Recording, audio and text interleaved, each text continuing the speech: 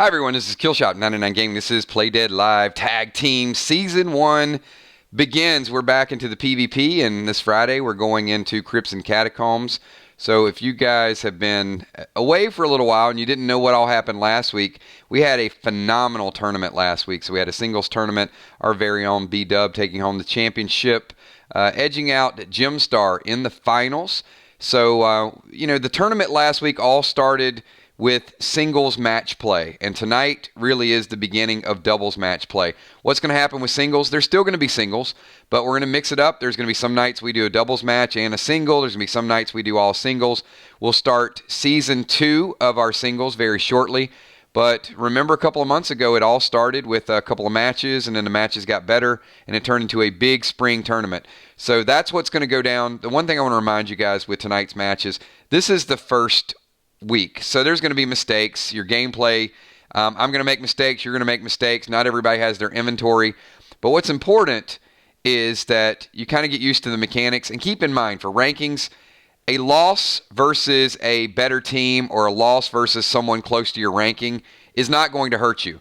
A win versus I don't want to say the word cupcake, but you guys know, if you beat a team that is not geared or is not ready to go, it's not going to propel you in the rankings. So it's all about matchups and competition and all of those things. We might end up having two tournaments. We realize some people are geared better than others. We might have kind of like a heavyweight division and then a middleweight division. So anything is possible. The game is going to develop, and it really is for each and every one of you. So hopefully you guys are having a great time. I did make a little mini announcement in the Walking Dead stream earlier. I am going to be taking tomorrow off. It's going to be my second day off since 2020 began, but just a whole lot of stuff going on. I'll be working behind the scenes, but I'm not going to be streaming tomorrow. So I just got a lot of catch-up stuff to do, especially as we start to prepare for Chapter 3. Chapter 3 is going to be huge, and it does start with Friday the 13th. So I got a lot of surprises in store for you guys, and I think it's going to be a whole lot of fun. So yeah, I need a spa day, right? Before we get too far into it, can I shout out a couple super chats already early on? We got Valar super chatting it up. What's up, Valar? Hello, 99 Army, Kills Mods, channel members, patrons, PDL players, sponsors, super chatters, and super stickers. And, of course, Gemstone. I love this. Gemstone mentioned, she heard me mention in a previous stream about body armor on the field in The Walking Dead, and she kept thinking about whether or not it was tier armor and what color it was. So you guys are certainly committed to Play Dead Live, and I appreciate everything that you guys do. If you guys missed a little bit of the stream, we are going to be taking some of the collectible cards outside of the game. So I'm going to have an opportunity for you guys to turn in certain items, and you don't have to, but if you want to turn them into collectibles, I mentioned the pet set. I'm going to have minimum criteria. If you turn in so many pets, then you'll be able to transition that. Let's say you got a lot of pets and you want to turn them in, take them out of your inventory. Then instead of selling them or trading them, I'm going to let you trade them to me, and I'm going to send you real live collectible trading cards. So, like I said, no pressure to do that, but if it's something that you guys want to have like a keepsake, then who knows? It'll probably be something you'll look at in 20 years and say, that was pretty cool. I was a part of that. Will to Bill, I want to say hey to everyone in one super chat. Got to save my thumbs. So here's the way the matches are going to work tonight. We are going to have, first match of the night is going to be Chuck and Churl versus B and B. It's going to be Beasley and Busy Bee. It's going to be a lot of fun. I've got a very good scenario for them. And then we're going to get Father Ron and Bloodfish are going to be going against Fly Rod and Ben the Tin Man. So a lot of fun with that. Two priests versus a warrior and a tank. And then we're going to finish it up with our main event match tonight, as long as Will the Bill can stay awake this week. Then we are going to have Kel and Moonshot versus Will and Ocean Man. So it's going to be a lot of action tonight. And then some people are going to be making their debut Wednesday night. And I'll have rankings and stats and everything for you guys by the end of the week. We'll have the singles rankings up there. We're going to have some PvE rankings that you guys are going to be interested in seeing, like the top player of each class. For our Friday nights, and also we're going to have our doubles, our tag team rankings as well later on this week. So a lot of cool stuff. How about Sherilyn? We need a Shiva equivalent. Well, I can't do that because obviously that is copyrighted. It's owned by someone else. But we will have our equivalents. We'll have our own PDL collectibles. So let me kind of remind you. First of all, can I get a shout out for one of the rewards for playing and getting your hat in the ring is you get your own custom avatar. So I'm pleased to demonstrate several new avatars for tonight. And also, you guys that play both singles or doubles, everybody here gets a battle token for participating. And if you win your match, you get 2 battle tokens. So you can start to collect those, and there's going to be some neat items that you can turn those in for later on in the months to come. We got Patreon boxes that are going out this month. But first and foremost, in the top left-hand corner, we got our very own. She's rocking the firearms there. That is Sheila Beasley up there in the top left-hand corner. And then we got another engineer, our very own Busy Bee. You can see Busy Bee kind of working the dual smokes there, much like Will the Bill, but the female version. And then we got our brand new. She's tatted up, man. Look at Cheryl. Cheryl's got the knife, kind of mysterious, right? She's got the knife up by her face, and then she's tatted up. And then we also have brand new fly rod. We got Tommy the Tank, who has the abs of steel. How about fly rod? Fly rod actually is made of steel. So fly rod is one of our best geared tanks in the game. So certainly pleased with each of those. Some of those will end up as trading cards in the very near future. So we're not going to do bundles tonight. So you guys are going to have to make do with your current inventory. You're going to have to figure it out. So hopefully you took good notes. Like I said, it's not an exact science. I have not added all your bundles from Friday night. I have not deducted all your items that you used on Friday. I have not added all of your items that you picked up this weekend. But if you have a good idea of what you have, your sparks, your potions, use those tonight. Get out to an early win. And if you accidentally, and I mean accidentally, use something you don't have, I'm just going to substitute it, and I'll take out something that is the equivalent of that. So, for example, if you use a acid rain smoke and you don't have it, I'm going to take a storm smoke out of your inventory. Like I said, it's going to be fun tonight. As long as you're close and you don't make like egregious errors and start using a whole lot of AR-15 AP3s that we know you don't have, you got an idea of your inventory. Thank you so much. Bonnie Wright with the super chat says, looking very good, fighters. So more avatars will come. So if you're still watching the game and you're not sure whether or not you want to play, then I will give you your own avatar. You're going to turn into a trading card. At the end of this year, I would expect we're probably going to have a Dames of Destruction subset. We're probably going to have a pet set. We're going to have a legacy set, which are exclusive from October, November, when we were playtesting the game. So those cards are going to be extremely scarce. In fact, some of the PDL sponsors are getting those extremely rare cards from before the game was ever a real game. We're going to do the Brothers in Arms. So we're going to do a legendary set. So I would imagine maybe between 20 and 30 trading cards will be available by the time we get to the holidays. So, yeah, we got some awesome stuff in the works, man. We got Moonshot. I'm here. This is going to be a blast. I've been looking forward to this for about 2. I know you have. Moonshot has been ready to play tag team. Willa Bill, we can't add glyphs to the new weapons tonight. I'm kidding. Or am I? No, not tonight. But you can, if you're lucky enough to have a match on Wednesday, you can message me tomorrow. So, and we'll get you guys glyphed up. But it'll be glyphs versus glyph. Tonight is unglyphed. Hey, Father Ron is one of those, right? Brand new gear and was not able to glyph it. So his gear's obviously better. But he's missing some gems and some glyphs. So you guys know. I am going to ask this, though.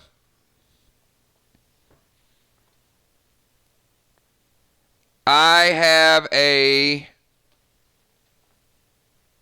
number from 1 to 30. You only get to guess one time. So if everybody in chat can type only one number from 1 to 30, you only get one guess. And if you're a spectator, you get to pick as well, Because if you're a spectator and you've been watching, you might have a chance to start picking up some things too. The first person that types my number from 1 to 30, and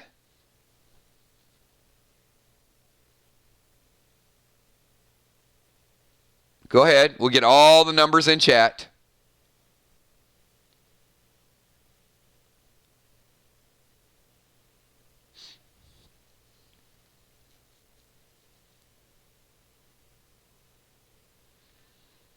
All right, you guys got one shot at it.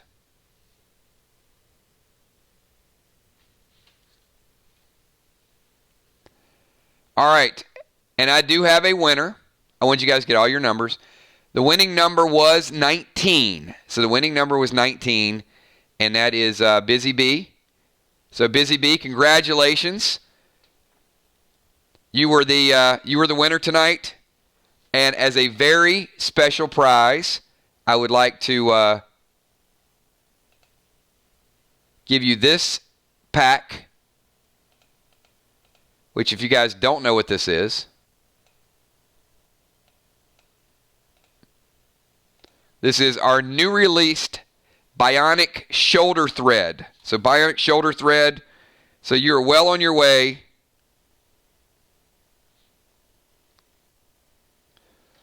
to collecting bionic parts, and once you get your bionic set put together and you start working on your set of 5, then you're going to need these threads in order to raise that ATT. These threads are my long-term commitment to this game, among other things, that we're going to be collecting and we're going to be building for months and years to come, I hope. We now have singles. We now have tag team. We've got a story.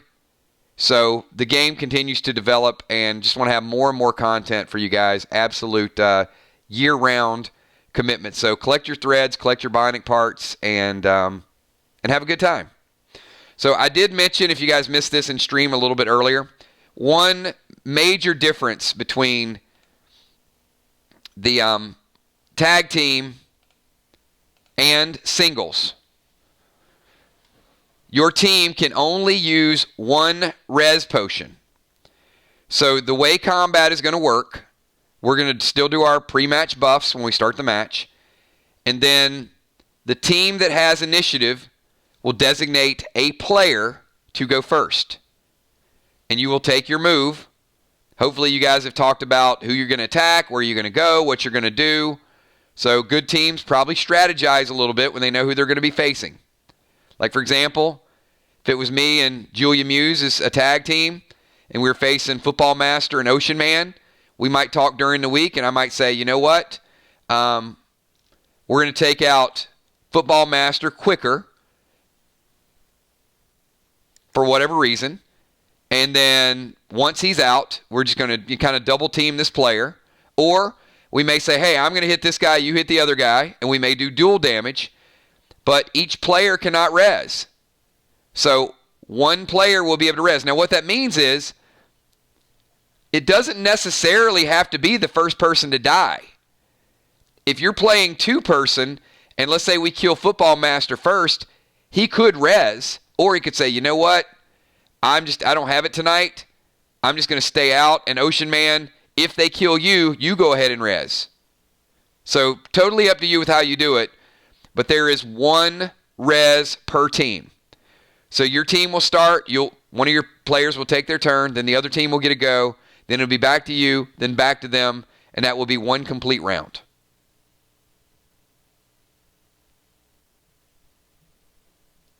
Makes sense. Everybody good? All right. It is 9:26.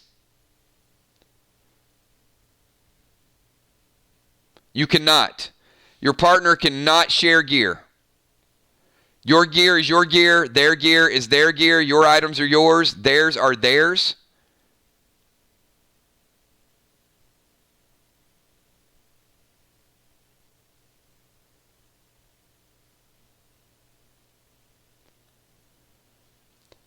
Your healing smoke will heal them.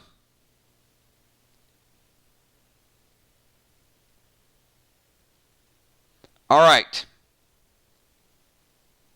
But you have to think of those strategies, and then I'm sure there's going to be some questions, and we'll figure out those questions. Okay?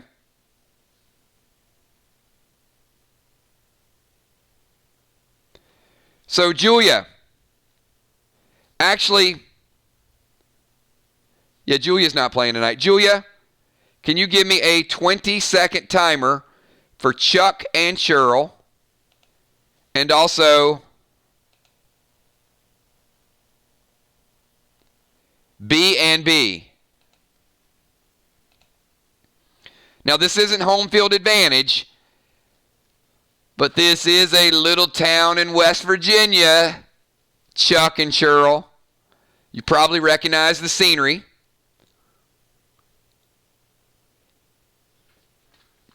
Chuck is going Steel Elixir. You can't go both. Pick one or the other. But he is going Cobalt ×2. Chuck's going all out, man. He's buffing up. Busy Bee is going Titanium and Vermilion. Busy Bee, that will raise your base health from 5 to 6.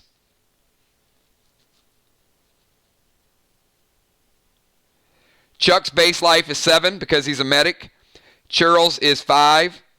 Sheila Beasley's is 5. Busy Bee is 5, but she just got titanium tape. So she is up to 6.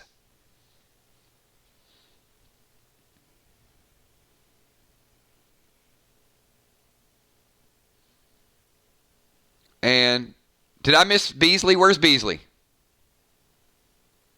All right, Beasley's going Clear Mind. All right, love it. Titanium and Vermilion. So Beasley's up to 6. Chuck is 7, Cheryl is 5, Beasley 6, and Busy Bee is 6. Initiative goes to, let me get every player set up so I'll show you where you are. I got your armors down, everybody. You're good. All right, so we got Busy Bee over here hanging out on this rock. Chuck. Chuck, you doing some trout fishing over there? Cheryl, up there on the ledge. And Sheila Beasley over on the bridge. So we're going to start out with Busy Bee. Busy Bee, you have a 15-second timer. Your range is approximately 45 yards from both players. Give or take a couple yards. Maybe Chuck's a couple yards further out. Around 45 yards.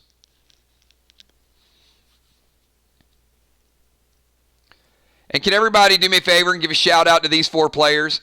They are actually the first 4 players going down in history. Our very first Play Dead Live tag team match. Chuck and Cheryl, Beasley and Busy Bee. Takes a lot of courage to be first. So they are absolutely doing it.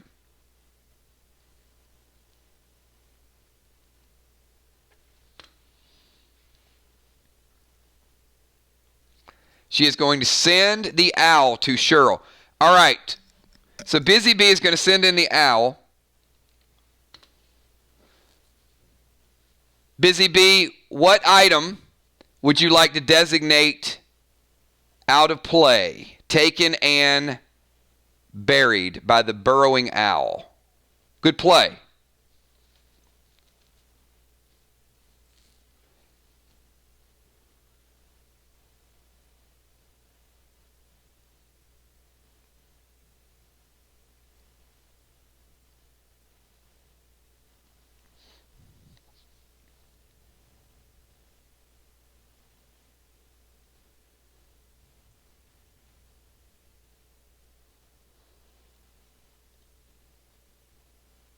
Okay, the owl cannot target armor or weapons. It can target ammo, sparks, potions, plasmas, grenades, any of the above, not armor, not weapons.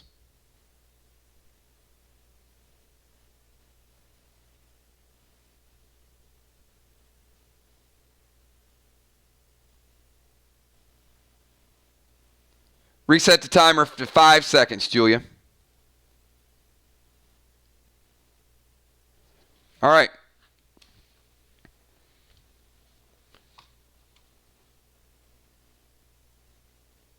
We're good. All right. The owl goes in.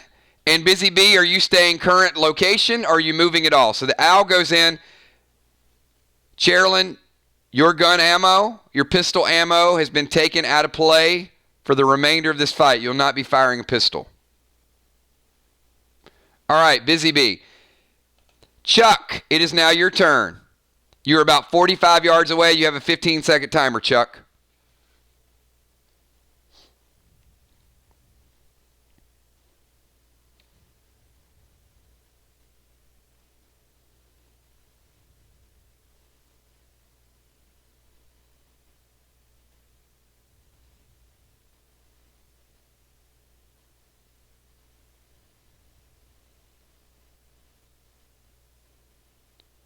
Just a reminder to everybody, even in tag team, if you go over your timer, first round is 15 seconds, your attacks will be lessened.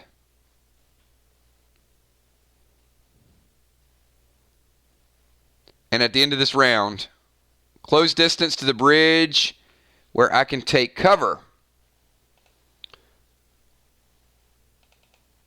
Chuck, the best you can do on your way to the bridge is right behind this little device here in this little wall. Otherwise, you get out here, there is no cover. You can't quite make it that far. I'm going to put you at about 30 yards. Sheila Beasley, 15-second timer. Both players, there are no line of sight, Sheila. You're actually still a little bit of ways away. You're 30 yards away from Chuck, but you have no line of sight. And you're about 45 yards away from Cheryl. You have no line of sight.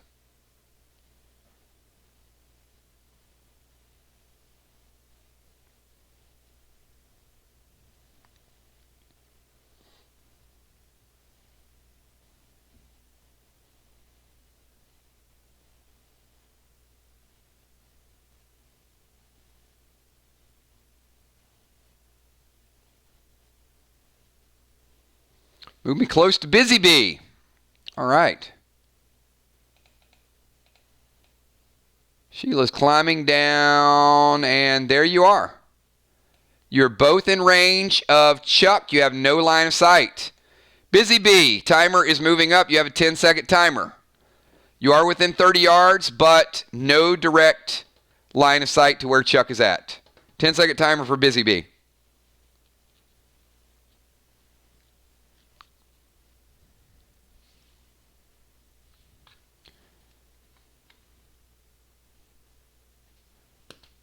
Busy Bee is bringing out the honey badger and attacking Cheryl. Cheryl,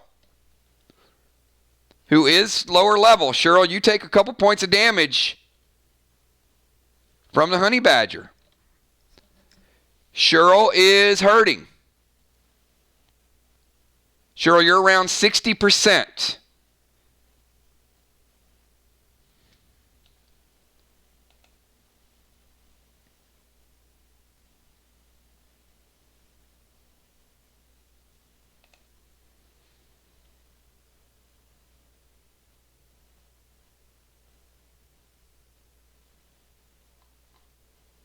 Cheryl, it is your turn.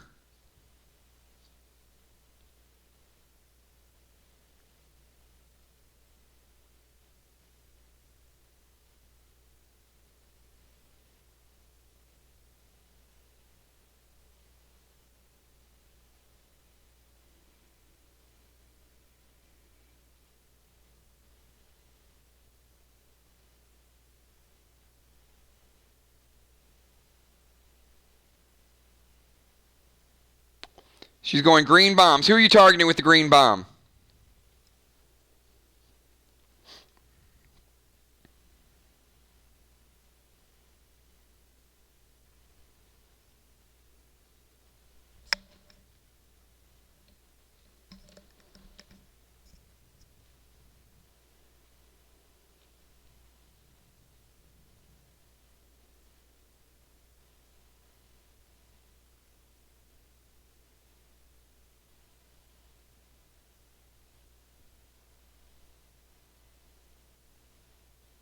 All right, Sheila Beasley, you've been targeted with a green bomb.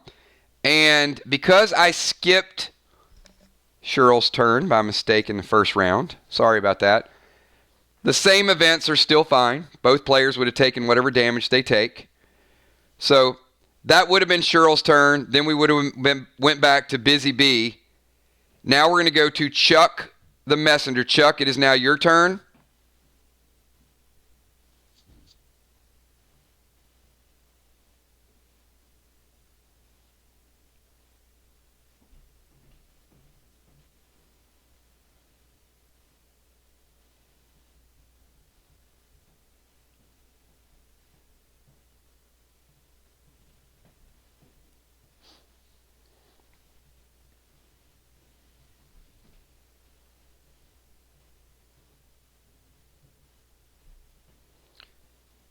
He's going to peek out from cover and toss Silvars to both the BBs because they are side by side. Yes. Chuck peeks out. Now, Chuck, you've got to close the distance. So you can't just peek out. You need to peek out to about right here. And they are together.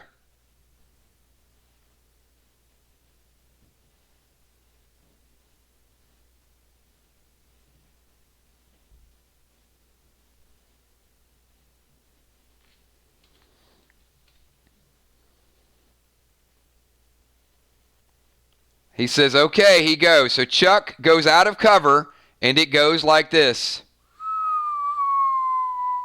And because they are side by side, they do both take big damage from the Silvar.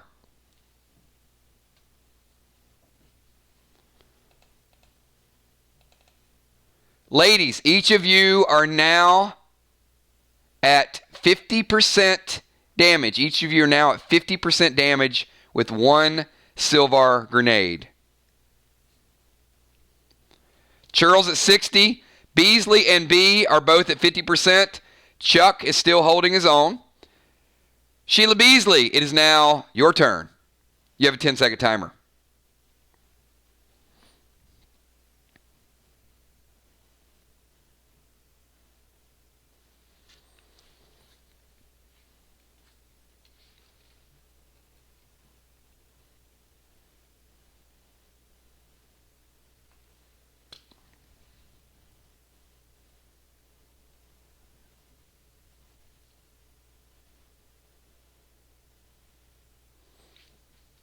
Sheila Beasley is going straight fire and dice.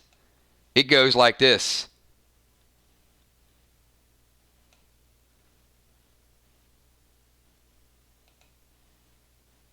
All right, Sheila, you don't have a straight path.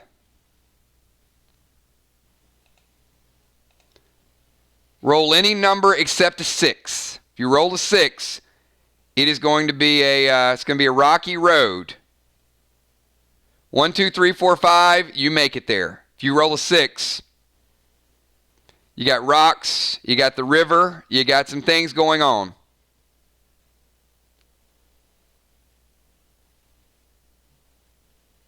She picks a 4, and it is a 5. Woo! You barely skated it out. Oh, but here's what she does. Fire and ice, Chuck. That's some strong stuff she's got working there. How about welcome to the 50% club? Chuck at 50%. Cheryl at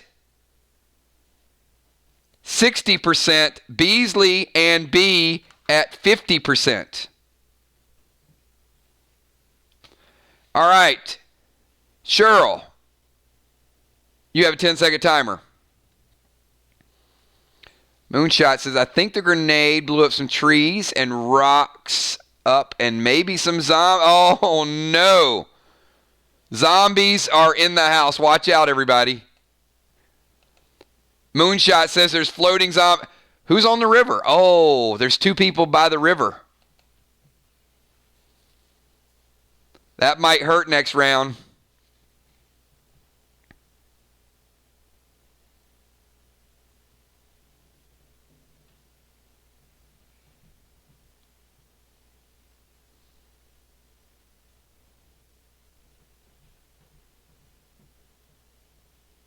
Where's Cheryl's attack?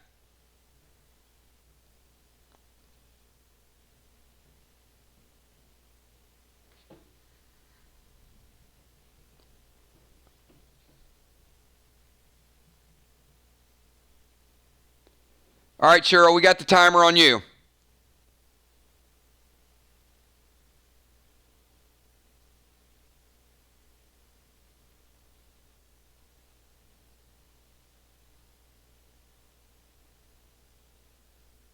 Remember, if you're just tuning in, 1 res per team in tag team, and that's it.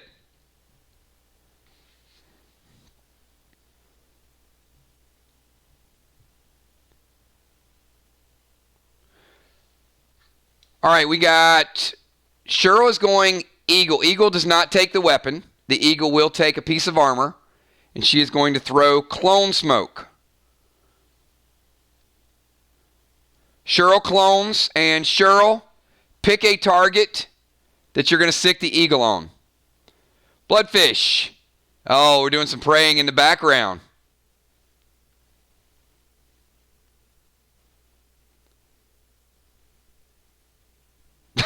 Eating kangaroo jerky? What?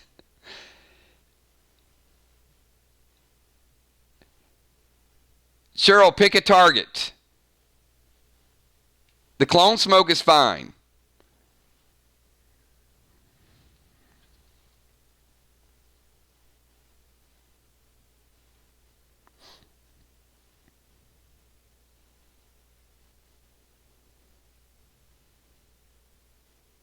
No, don't pick an item. The Eagle will take a piece of armor. Pick either Sheila Beasley or Busy Bee. Either one. Because the Eagle's going to fly in. It's going to take a piece of armor from one of them.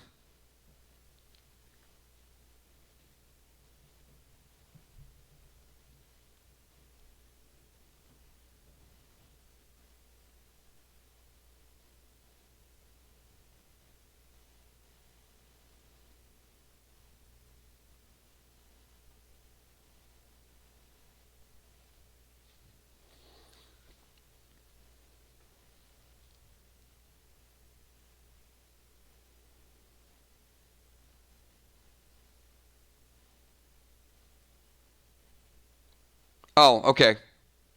Sheila, gotcha. I thought she said shield. My bad. All right, so Sheila, you lose your chest armor. And the problem with losing your chest armor is you're already here on the river. And according to according to Moonshot, there's zombies floating down like this. And it looks like the path that they're going is this way. And you and Chuck are both here. So you just lost armor. You're at 50%. Chuck's at 50%. You each take 10% damage.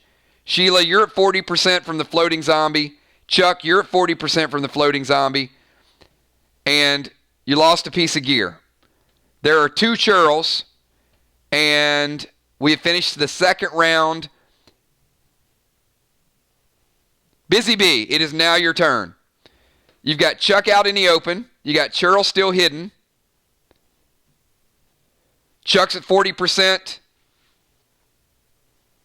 Cheryl's at 60. 10-second timer, Busy Bee.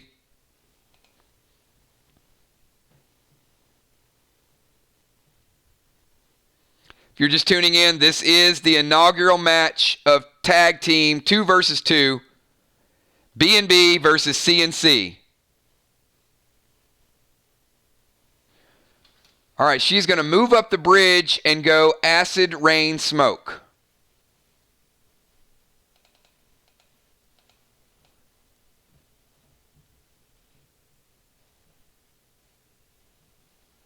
You're not going to be able to close the distance.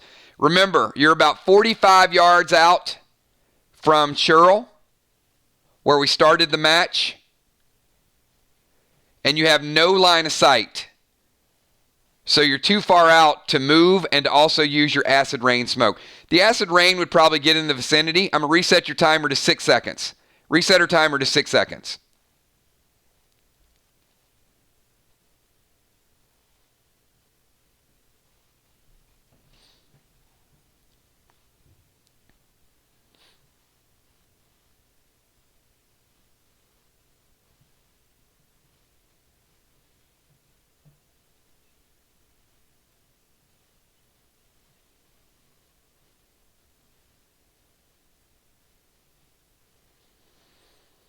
All right, she's going to move up to the bridge. All right. You do. Chuck, it is now your turn. Chuck and Sheila. 10-second timer, Chuck.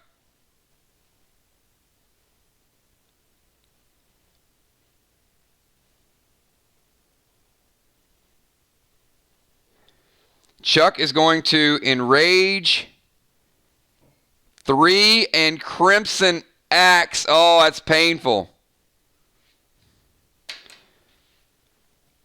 Sheila, that's a lot of damage.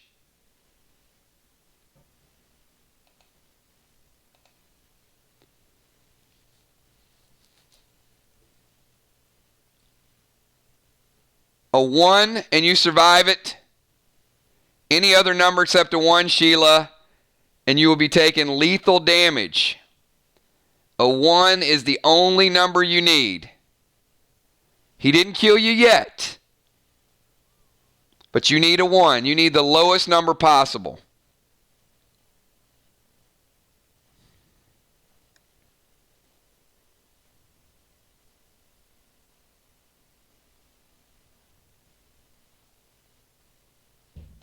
She picks a 3. And it is a 5.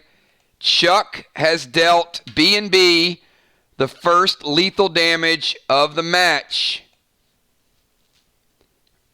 Sheila is at 0. Sheila, it is up to you. He went Enraged 3 and Crimson Axe. Big, big hit.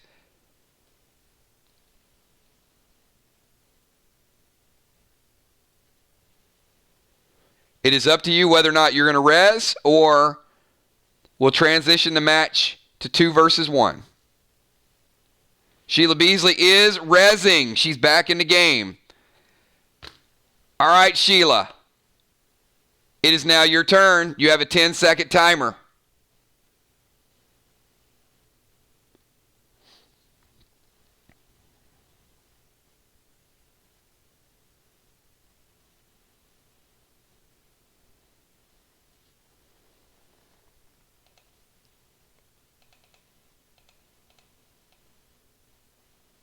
All right. Sheila moves for cover.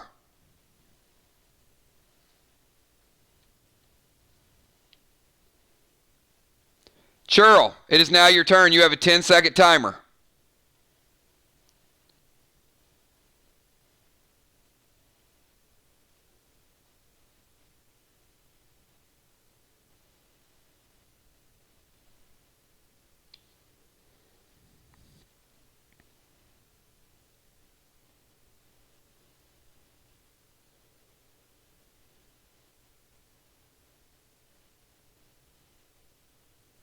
Your eagle is flown back. It will fly out again next turn.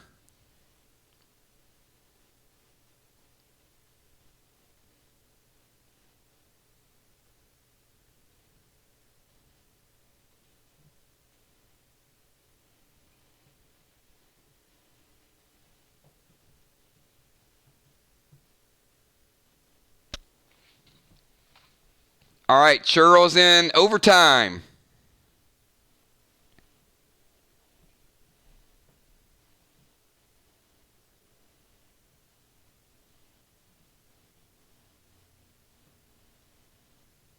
She's moving forward below the house. All right. So she's now moved to this area. Busy Bee, you have a 10-second timer. Busy Bee, 10-second timer.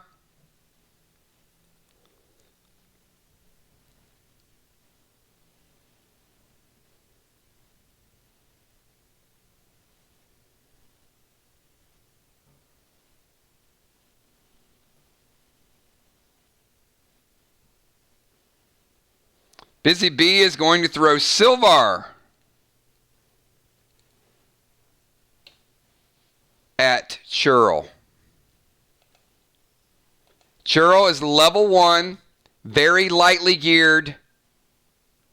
Silvar hits big. Churl, 5 or 6, you survive it. 1, 2, 3, or 4, you will take lethal damage. If you survive it, you're barely going to be hanging on. You need a 5 or a 6 to survive this Goldar attack.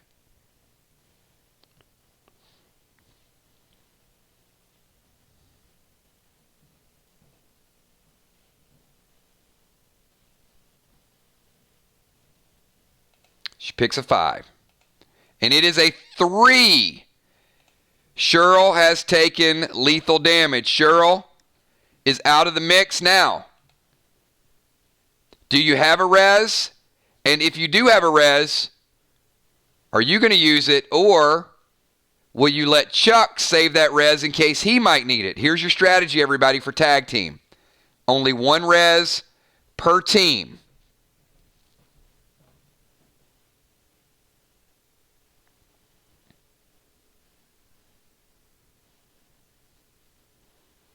And once again, if you don't have it, you can't use it, right? But if you do, all right. She does not have a res. Churl is out of battle.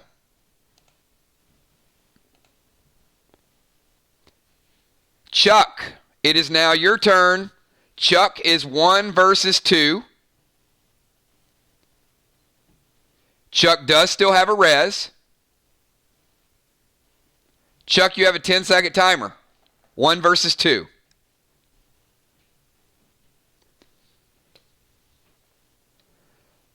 All players are injured. Sheila had just rezzed. Busy Bee took damage early. Chuck is 1 versus 2, but he does still have a res.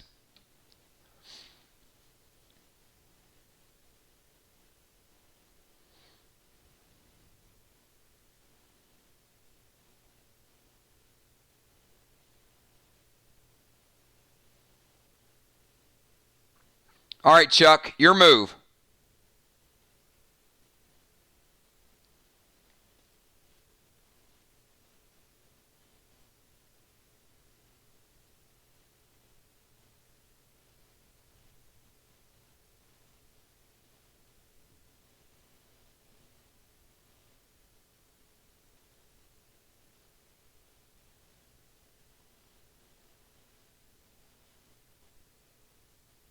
All right, where are you throwing the blinding smoke? If you're going to throw blinding smoke, where are you going to throw it?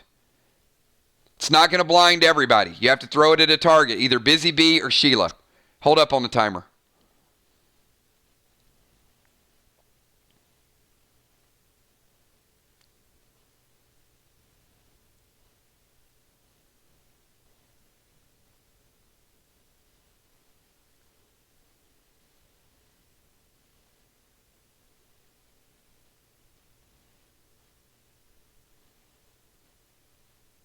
All right, Chuck, who's your target?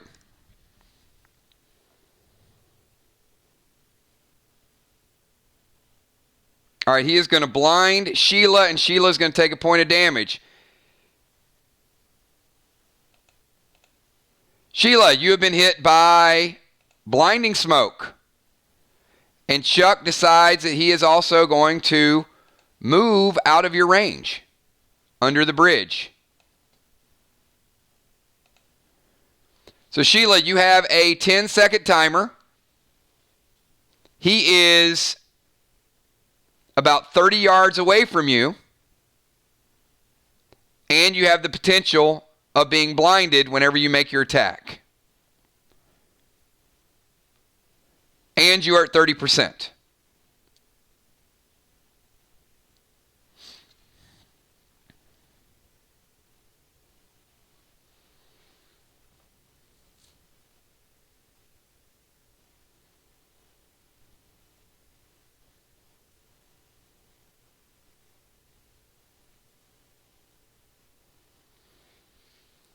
All right, you get an additional move as well, Sheila. So Sheila is going to retrieve her armor with the pigeon. So she is fully armed. That is an instant, and you still get an additional move.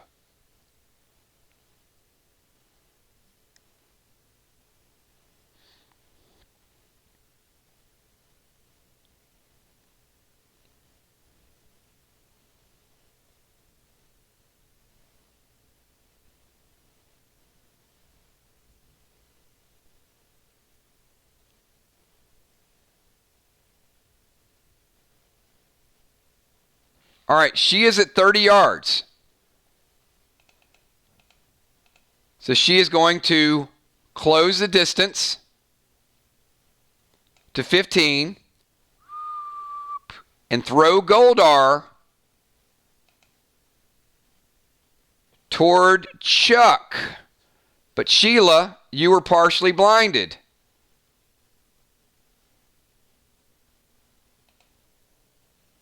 Pick a number, and you need a 4, 5, or 6. Because your partner is up there on that bridge.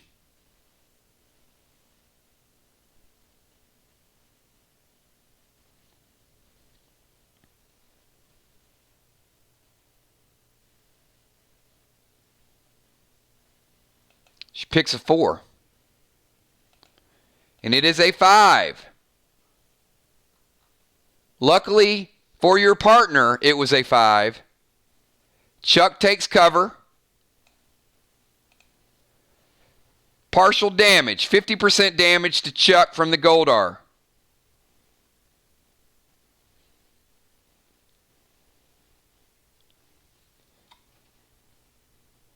Chuck, you are less than 10%. It is your move.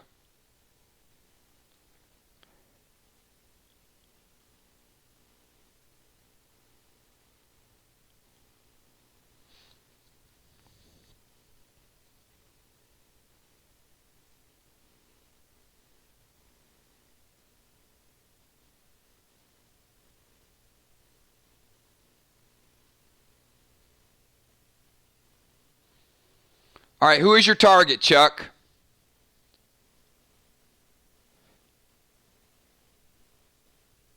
All right, Busy Bee. Chuck peeks out. Hits Busy Bee, who probably has the most life of anyone here. Busy Bee, you take damage. You're around a little bit less than a third of your life. Busy Bee, it is now your turn. You have a 10-second timer. Chuck is at 10%. Sheila's at 30%. Busy Bee is at 30%. Chuck is 1 versus 2.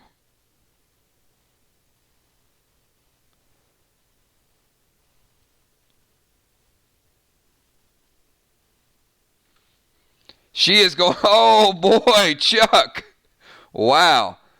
That is no joke right there. Busy Bee is going to enrage 3. Look at this. It's like Batman. She's sliding down the pole. Bam, Chuck. Lethal damage, no doubt about it.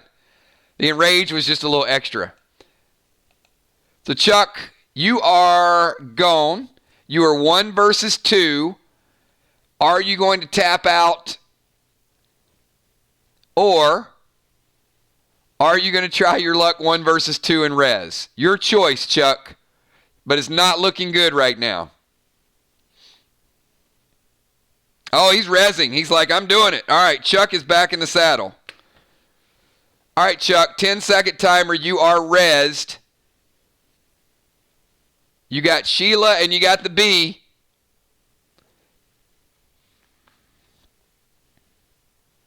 Ten-second timer for Chuck. Busy Bee is at hand-to-hand combat range. Sheila is at distance, but she can't do a whole lot with grenades with her partner standing right there. You guys see how the tag team strategy might change up a little bit?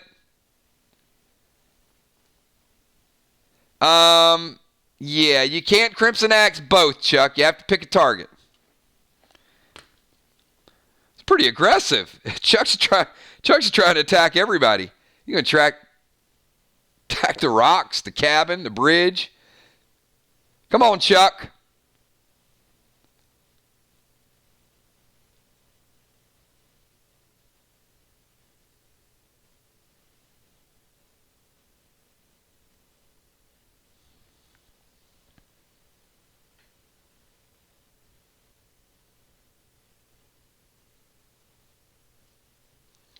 All right, Chuck is going to hit Busy Bee. You do. You hit Busy Bee big time. Busy Bee, you are down to 10% life. Busy Bee is holding on by a thread. Sheila Beasley, you're around a third. Chuck, you res. You're around 40%. Sheila, you have a 10-second timer. Chuck is the strongest, but he's 1 versus 2, everybody.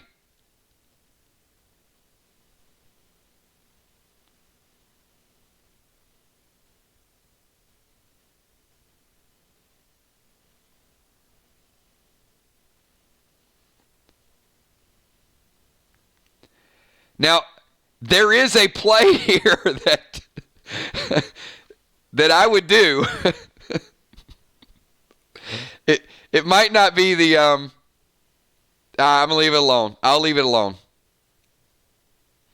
She's going to heal smoke and summon bats. All right, not a bad play either, Sheila. All right. Chuck, the bats come in, they hit you. Chuck, you're around a third of your life with the bats. Sheila, you were back up to about 80%. Big time. All right.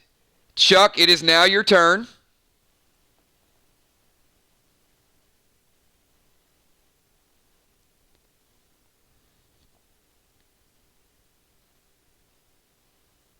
Who's your target, Chuck?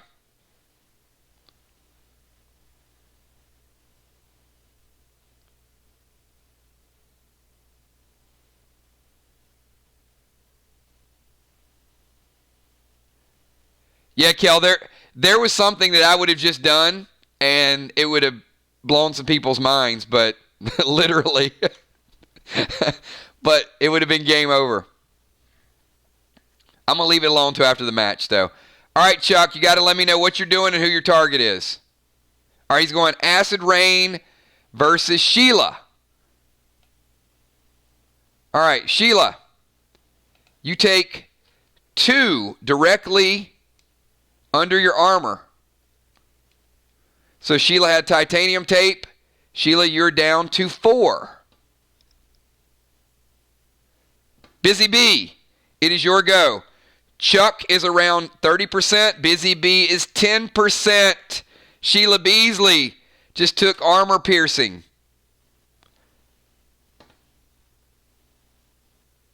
I know there's a lot of pressure when you guys are playing. Busy Bee is going Acid Rain Smoke on Chuck. All right, Busy Bee. You hit Chuck. He's still at 30%, but he takes 2 damage. Acid Rain Smoke. Chuck, it is your turn. Sheila, you take another point of damage. You're down to 3 from the Acid Rain. Chuck, 10-second timer.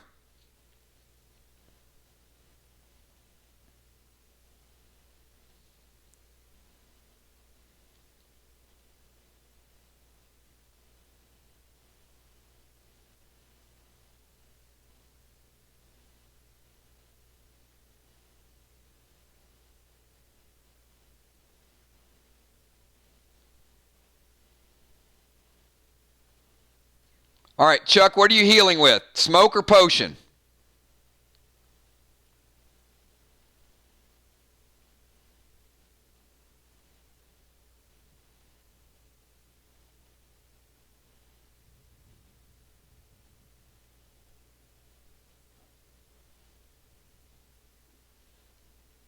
Chuck didn't cash bombs, by the way, guys. Cheryl did.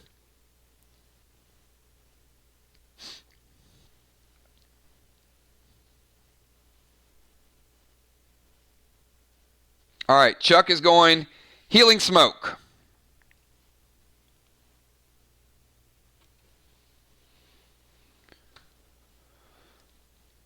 Chuck, you can heal Smoke and also take another action.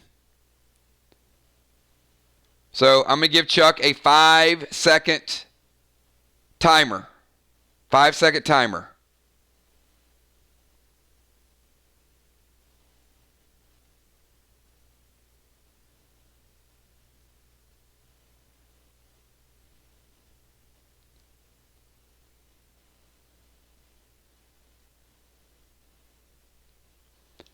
He is going to attack Busy Bee with the Knife of the Diablo. Busy Bee is dead.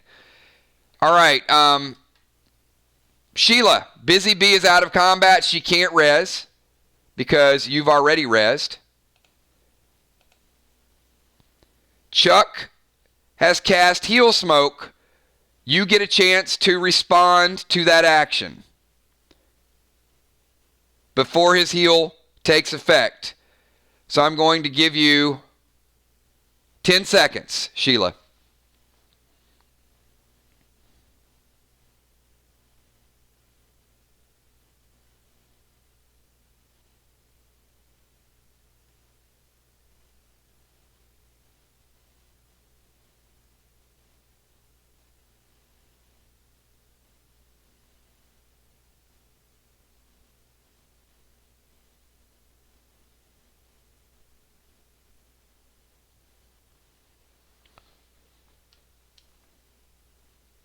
Wow. Holy crap.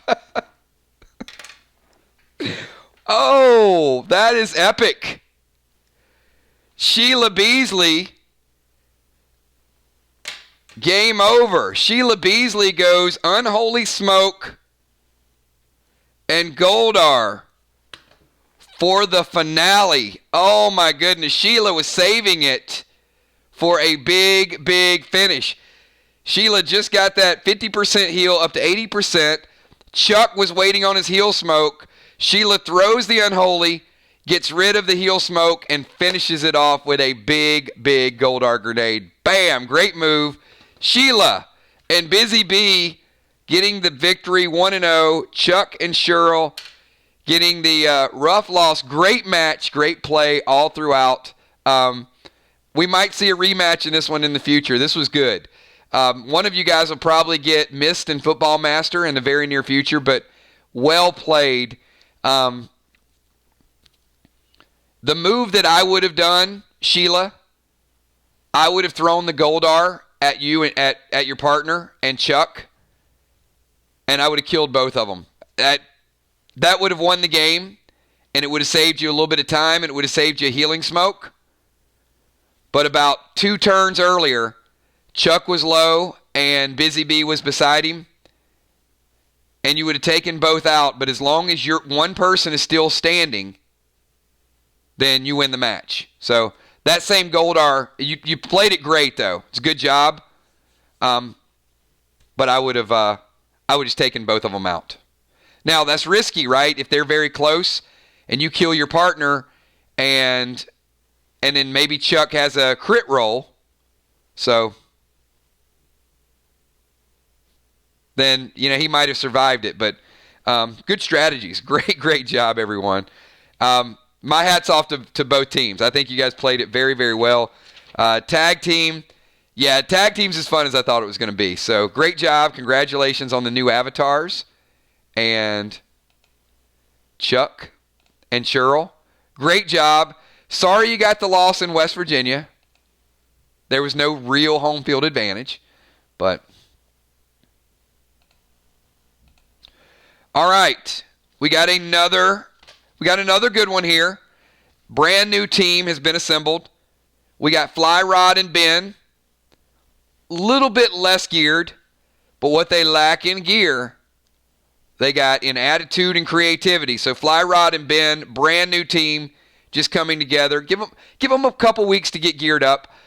They certainly no doubt about it, they got their work cut out for them. They're facing Bloodfish and Father Ron, as you guys know, are veteran PvPers.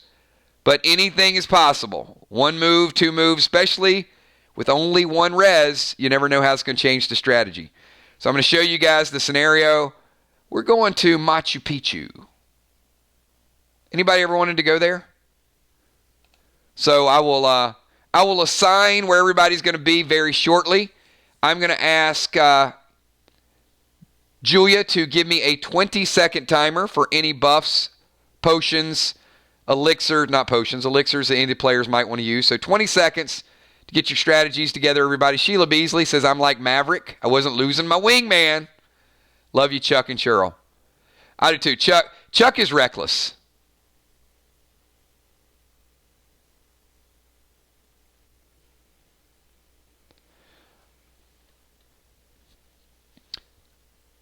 All right, Ben, you can pick 2 items. So if you're using 2 Elysium, you can pick the chest and you can pick any other item.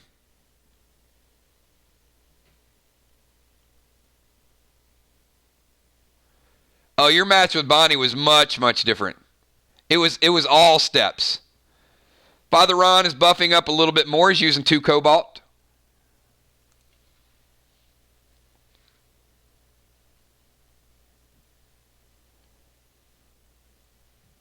So Ben is going double Elysium. One of the Elysiums we know is protecting his chest armor.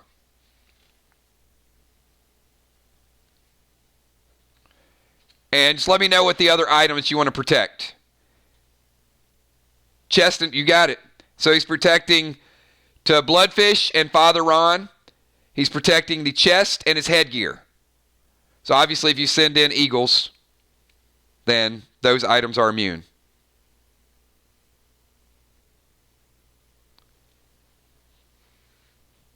And Fly Rod. Did I miss Fly Rod? Anything going on with Fly Rod?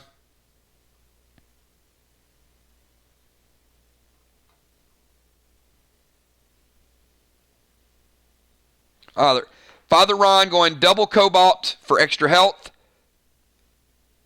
Crawfish or Bloodfish, no. Ben going double Elysium. And give Fly Rod a second. He just logged on. So give him a second. Let me go ahead and show everybody where they're positioned while Fly Rod relogs. So we got Bloodfish taking the high ground. Father Ron. Hold on. Father Ron, you want, do we want the messenger of the selfie before we get going? Screenshot, Ron.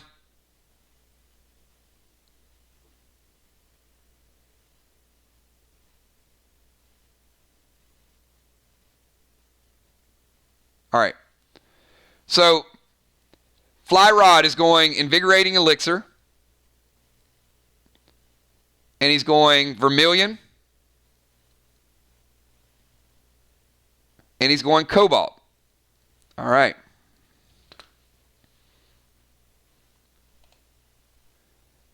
All right, so we got Bloodfish over here. And we've got Fly Rod, middle ground, and Tin Man, middle ground. So Bloodfish, slightly high ground, lower, and then the 2 middle. Pay close attention to the terrain. Once again, pay close attention to the terrain. 45 yards is the start.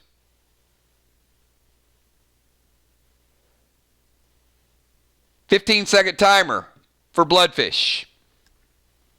45 yards, teams.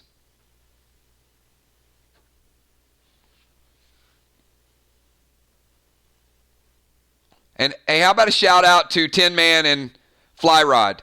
They just put their team together literally a couple hours ago. So brand new team. Takes a little time to get some chemistry.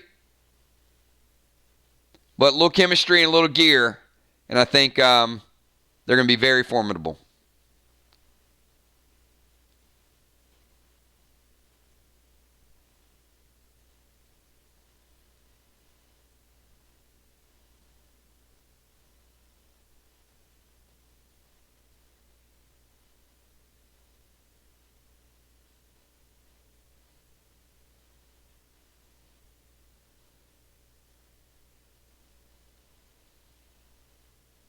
All right, move to the edge of the grass, but against the wall.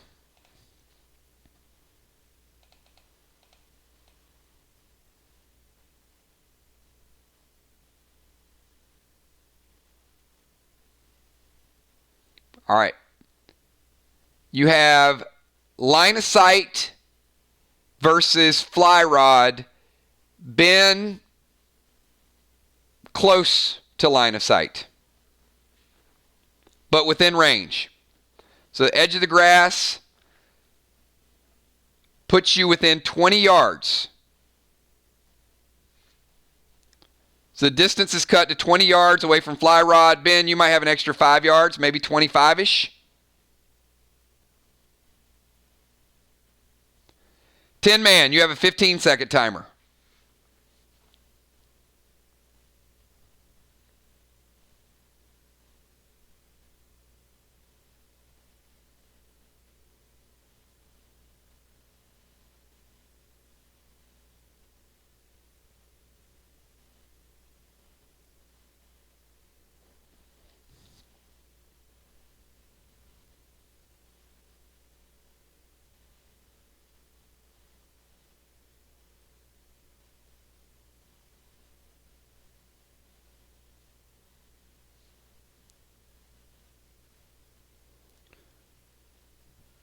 Move up the stairs beside fly rod and throw clone smoke.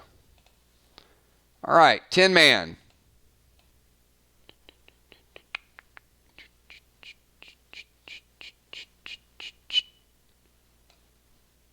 And there are 2 10-mans. Father Ron, you are 45 to 50 yards out. 15-second timer.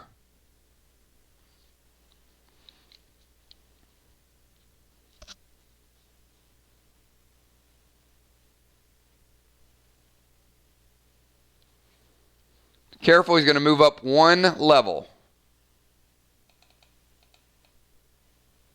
All right, so you got a little pathway, either this way or this way. You're fine.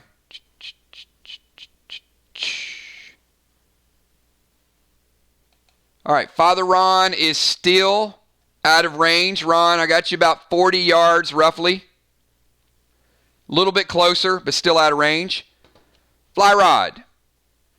You have a 15-second timer. 15-second timer for fly rod. Crawfish has no direct, bloodfish has no direct line of sight where you're currently at. Father Ron is too far for you to do anything. Anything ranged or melee.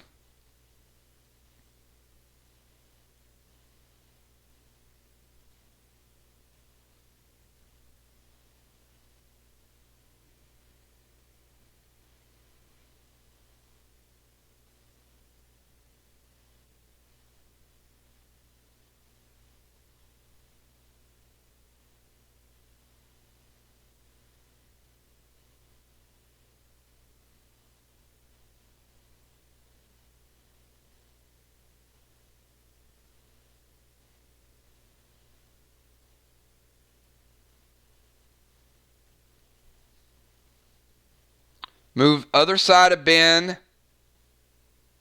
Acid Rain and a Butt Thunder 7. All right.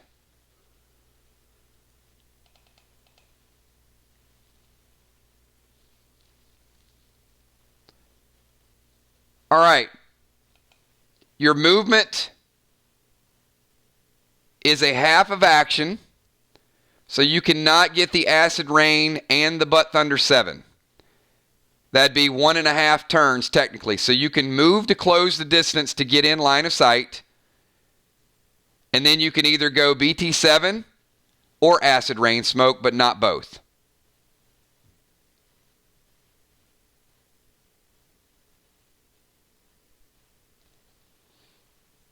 All right. So he's moving to the other side of bin. Going to put you about right here. That's the wall. And the Acid Rain Smoke is going to be like that. All right.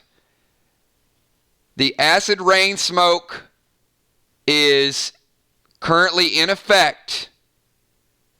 Crawfish, you have a 10-second timer to react to his action before you take acid rain armor-piercing damage. 10-second timer for Bloodfish.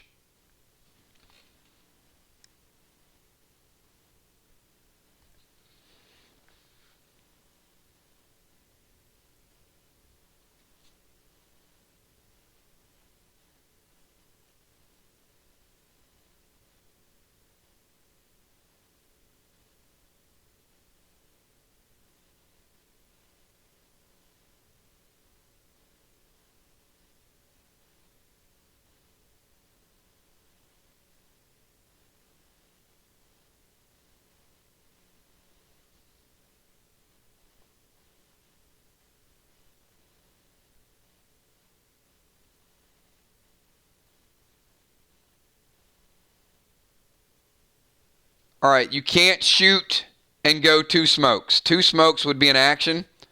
You can unholy smoke and shoot, or you can unholy smoke and acid rain.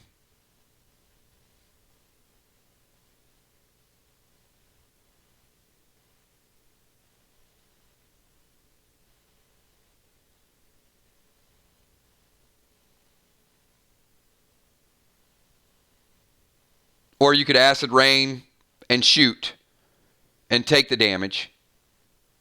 Any combination.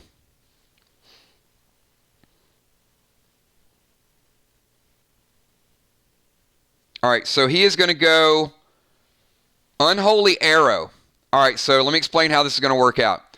So he's going to take, Crawfish is going to take the acid rain damage. So he's going to take 2. He is going to acid rain Fly Rod. So Fly Rod, you are going to take 2. And then he's also going to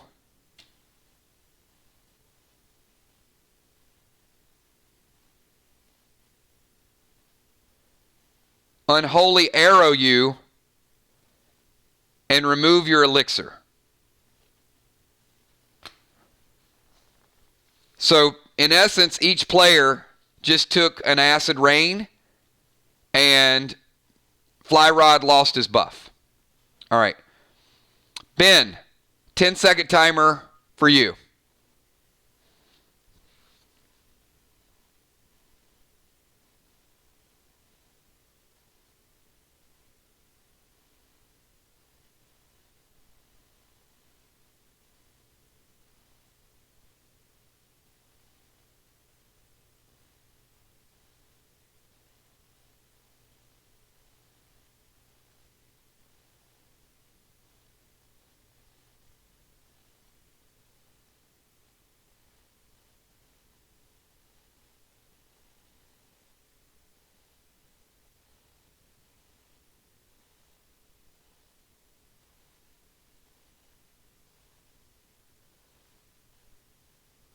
All right, he is going to move to line of sight.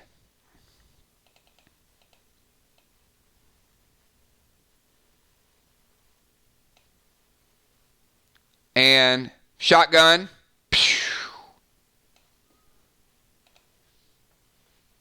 And I will tell you, it does very little damage.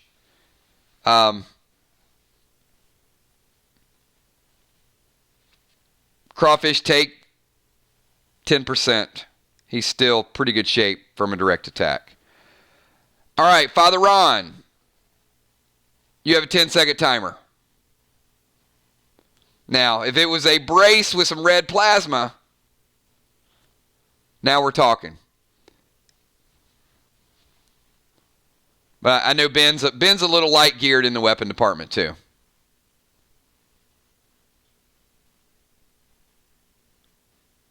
Ah, Father Ron, sneaky, sneaky, sneaky owl. Father Ron summons. He knows what's in his arsenal. Fly Rod, you will not be using those butt thunder 7s for the remainder of this battle. Well played. All right, Father Ron is moving up another level, letting his owl do the work for him. That owl sneaks in, takes your butt Thunder Sevens, buries them.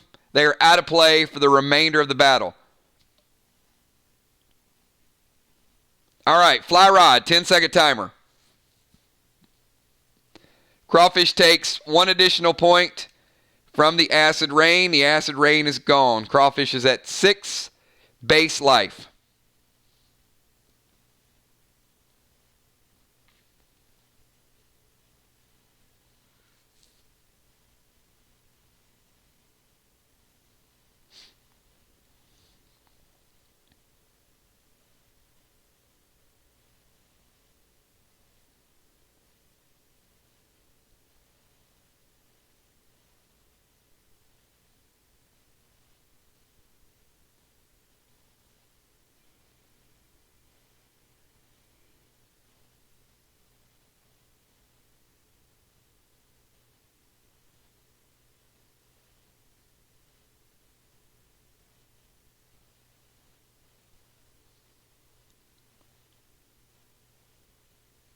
All right, he is going to summon Slim Shady.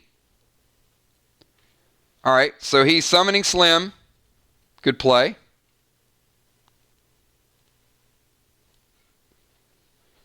And he is going to rush in and hit with Starstruck. Fly Rod is a little better equipped.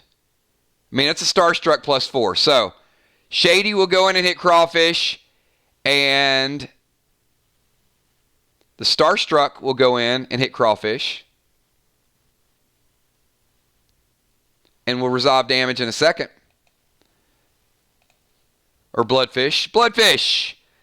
Pick a number 1 to 6.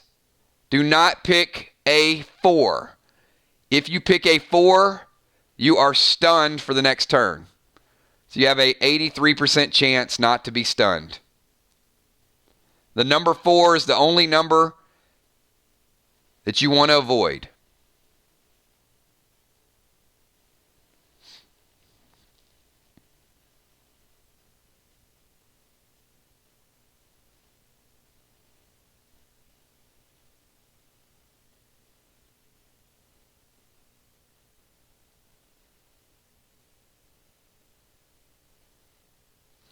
He picks a 4 to avoid the 4, and it is a 6. He is not stunned.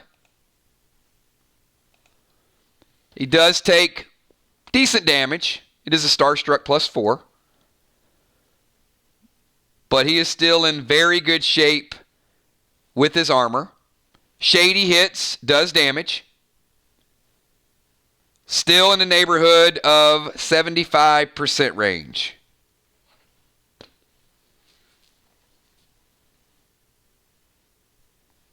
Bloodfish, you have a 10-second timer.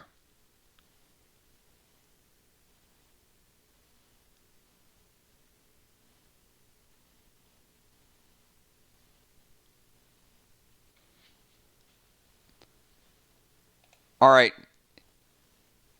He is shielding, so keep in mind, shields do not mitigate damage. Shields add to your base life pool.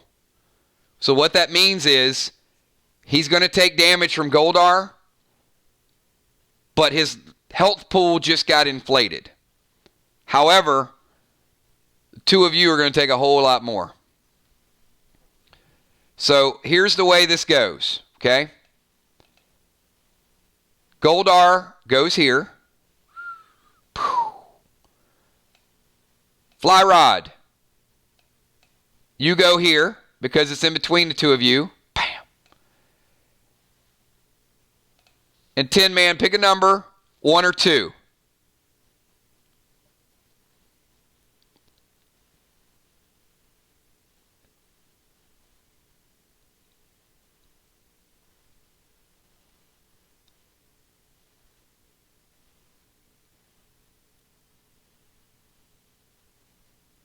One. That's how many levels you're going to fall. Like a pinball. So that Goldar, bam. So you're going to take some fall damage. So fly rod's fairly decent geared. Ben, you're less geared. That's a big hit for you from Goldar, plus some additional fall damage. Ben, you're under 40%. Fly rod, you took a point of tick damage from the acid rain. And you just took damage from Goldar, which was the first damage you took not armor piercing.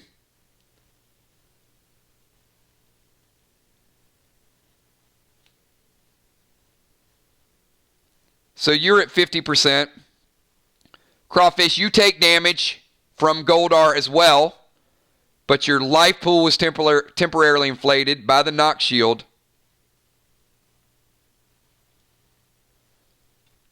You are slightly above 50%. So, Bloodfish slightly above 50. Ben, 40-ish range. Fly Rod, 50-ish range.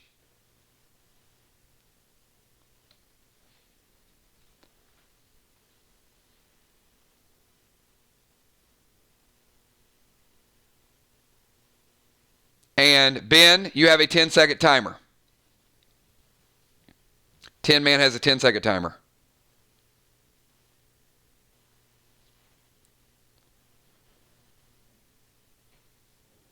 Father Ron is 100. Think Crawfish slightly above 50. Fly Rod around 50. Ben around 40.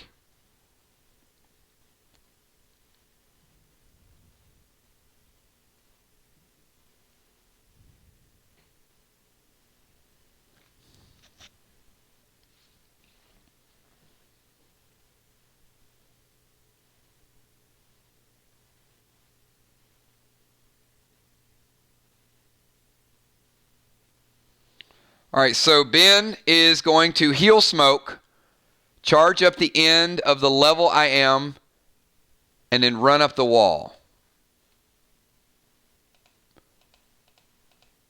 So heal smoke and there. All right. Father Ron, you are in range of both targets. Ben has effectively cast heal smoke. You have a 10-second timer. Father Ron, 10-second timer.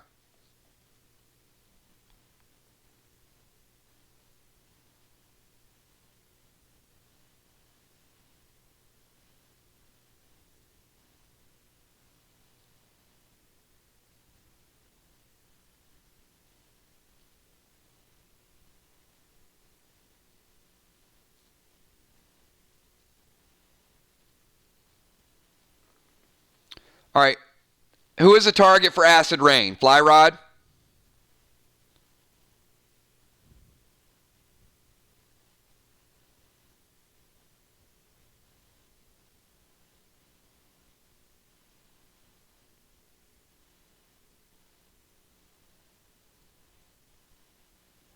All right. Father Ron drops acid rain and charges with the AP2.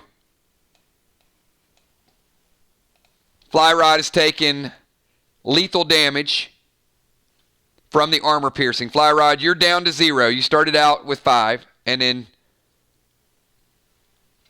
not a lot you could do with that. Fly Rod has taken lethal damage directly under his armor. Your choice whether or not to res. I will say, talk it over between the two of you. You put up a heck of a fight.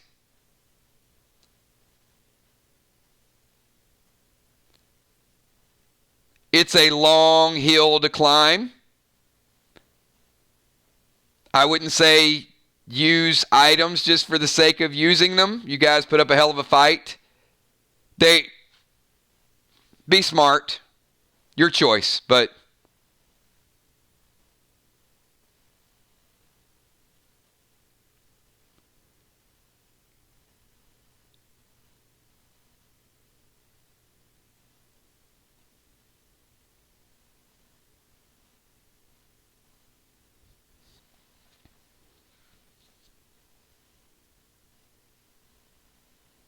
You don't have to system restore.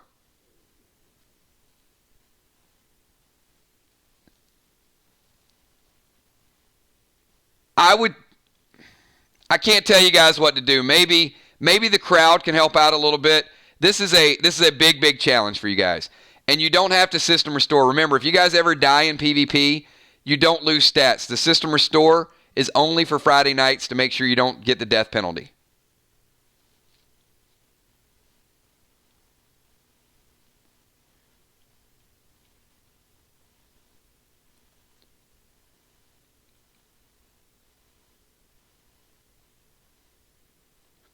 Now, if you do res, you got Crawfish at 55%, and you and Ben are still in act. Totally up to you. If you think you can take out a player, like I said, I'm not going to.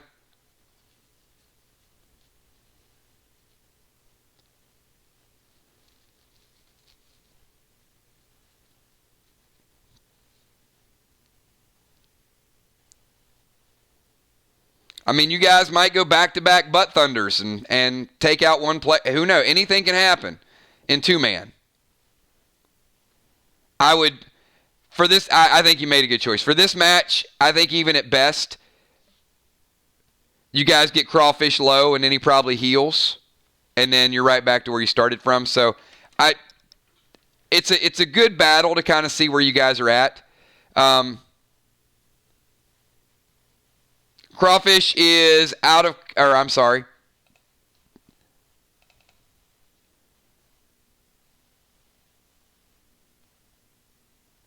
Fly Rod is out of battle.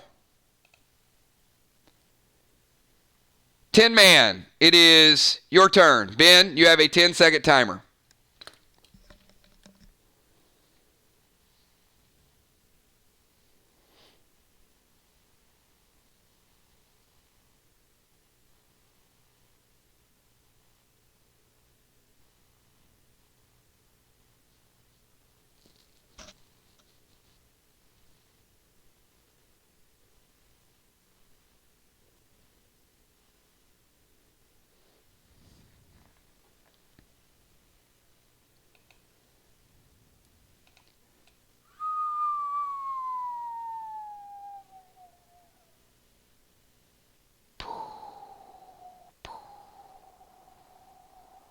All right, 10-man.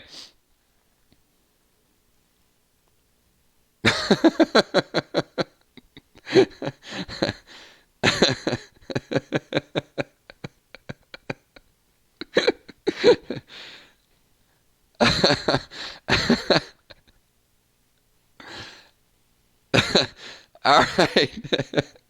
Control smoke.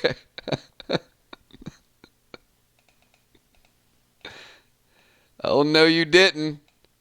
Oh, no, you didn't. Yeah, I did. All right.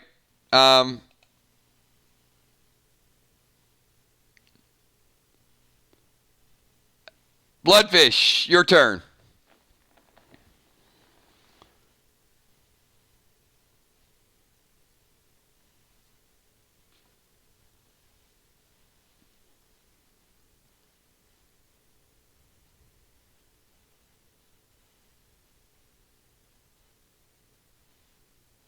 Ten-second timer, everybody.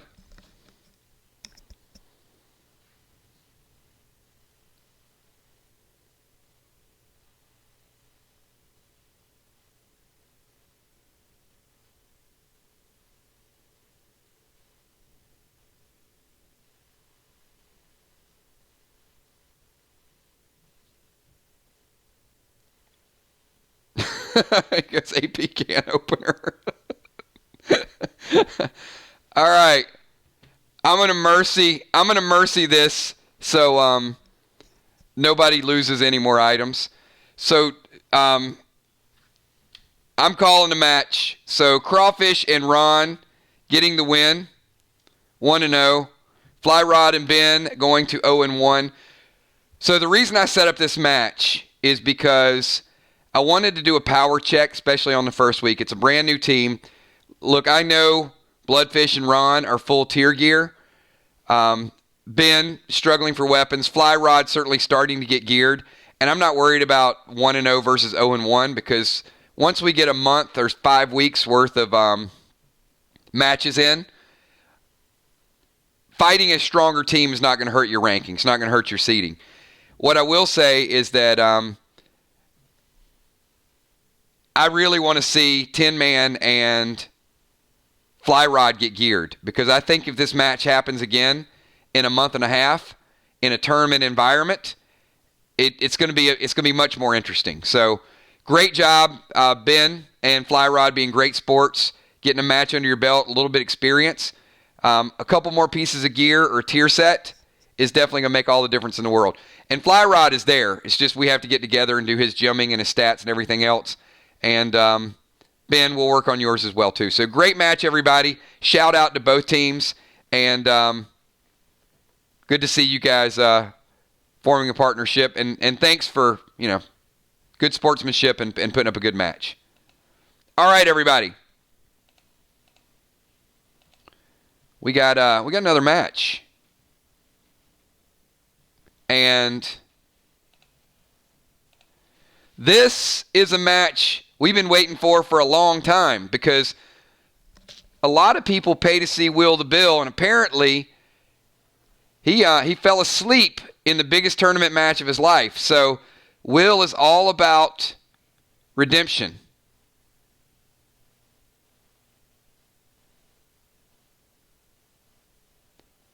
Ron, your prevention is a... Did you forget again? This is the third time you've asked me that question in a different way. Did you forget that the prevention is now a defensive instance? So you'll play it at the time that it is used on you? Come on, Ron. We talked about this. All right, Ben the Tin Man. Tin Man left alone with the Super Priest throws control smoke to make them fight each other, pops popcorn, and watches worth a shot.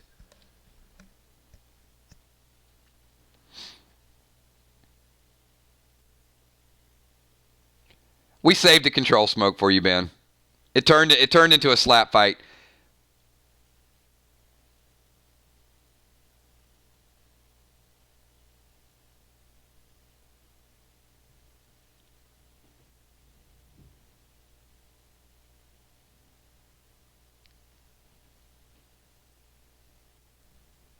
Yes. In tag team, absolutely. There are going to be things that you can do. Yes, absolutely. There are going to be things that you can do to help your partner. You can heel smoke your partner. You can use your instance on your partner. Absolutely. It's a defensive instance. I mean, once you use it, it's gone. But, yeah. All right. We got one more match, everybody. And it's the main event match. It's the main event match for a reason. Because it is probably the most evenly set up match we had all night. So, Tin Man, would you mind jumping in and being the official timekeeper for this one? Give Julia a little bit of a break so she can take some notes and communicate with her partner. Julia's got a big match on Wednesday night. By the way, Wednesday night, we got the debut of Deadly Dimes and Tommy the Tank. We got the debut of Football Master and Mist. We got the debut of B-Dub and Amanda Unforeseen. And we also got the debut of our very own Julia, the Moderator Muse, and Gemstone. So a lot of people watching tonight, and we're going to get to cheer them on Wednesday night. So I'm going to ask everybody here, let me put the scenario up. And then, Ben, can you give all our players 20 seconds to get ready?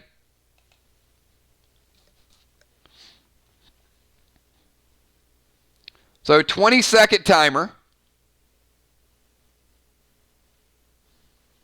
Kel, Moonshot, Will, and Ocean Man.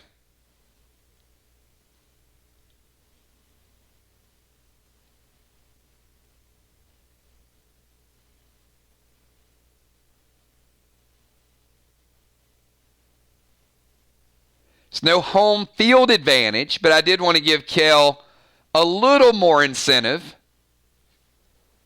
Watch out, Will. Will is going Invigorating Elixir.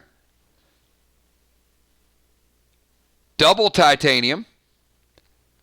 So Will's base health went from a 5 to a 7. Ocean Man is going, oh, I love you, man. I love you. Breaking out the cadmium tape. We saw the Elysium tape earlier, and now we're going to see the cadmium tape. I can't wait to see that in action. Kel is going to use Elysium on her brace, so you ain't taking that.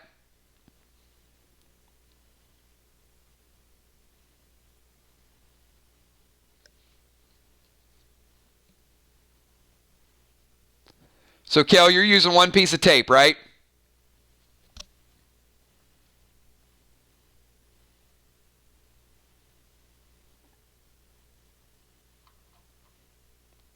And I'm just waiting on Moonshot.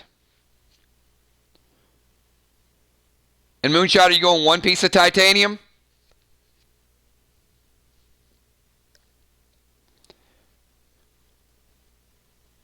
All right, Kel's going 2 pieces of Elysium.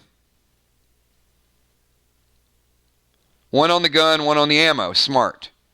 And Moonshot's going 2 titanium. All right, so here's the deal. This is actually pretty cool.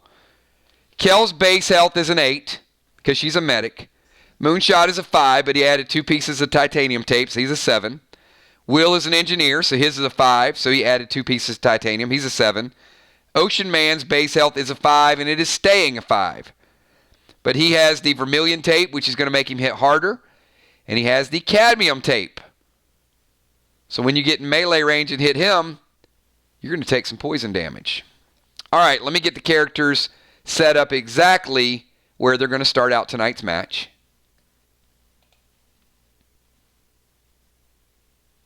Come on, Kel, you can get better seats than that. Will's up in the nosebleeds. Moonshot entering the stadium. And Ocean Man down on the field. That's what I'm talking about.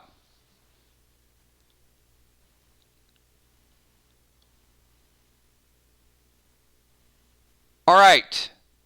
The distance between all players is roughly, give or take a yard or two, roughly 50 yards. 50 yards. Moonshot, you have initiative.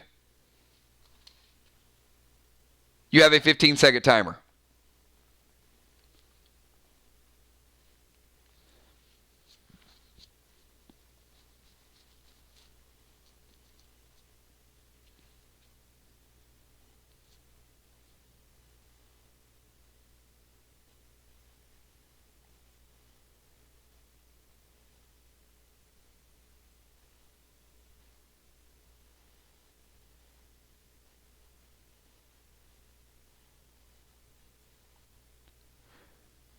He's going Beige Bomb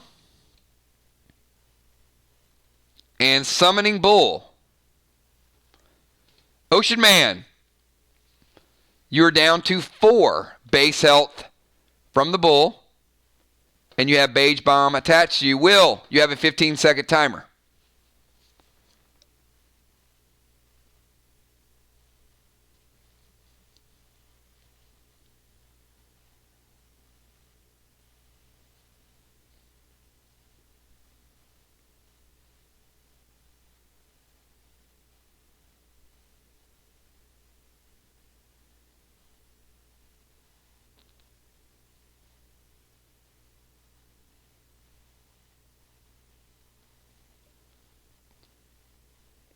Eagle to Kel and moving 30 yards.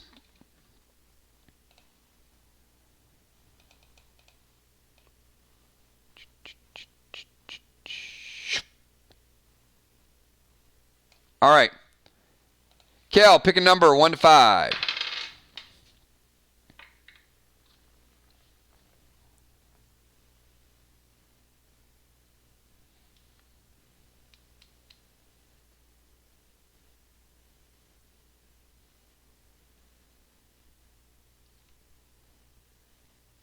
Your chest gear is gone.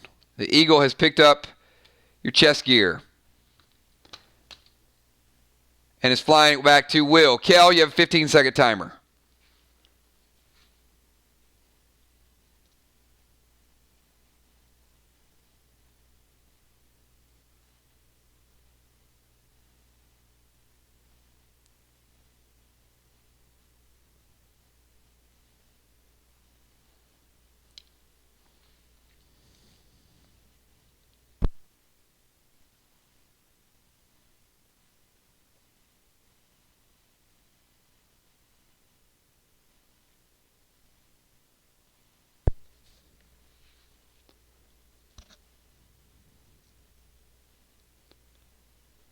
One blue bomb on each.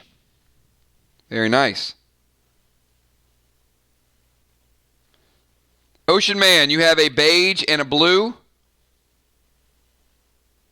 Will, you have a blue. Ocean Man, you have a 15-second timer.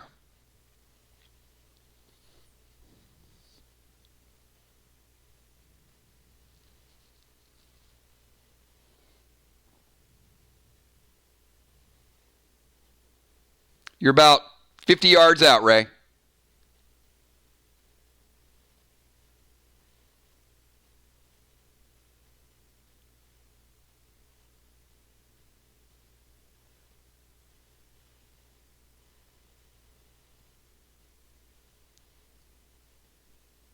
You cannot go double beige bombs and a bull. You can go bull and a bomb, or you can go 2 bombs.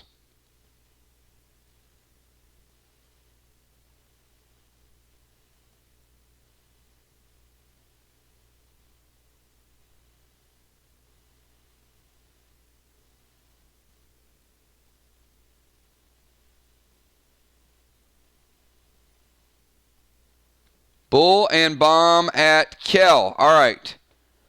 So, Kel, you now have a... wow, everybody's covered in bombs. Kel, you're down to 7. You take a point of damage.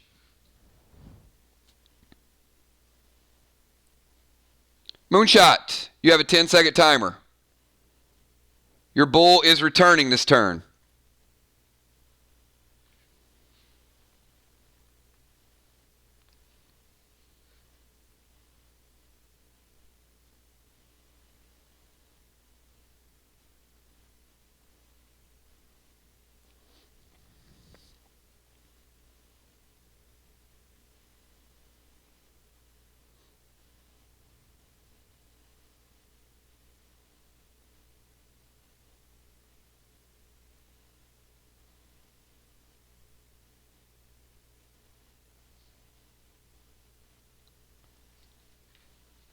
Close distance. Who are you going to close the distance on? Ray or Will? To Ray? Okay.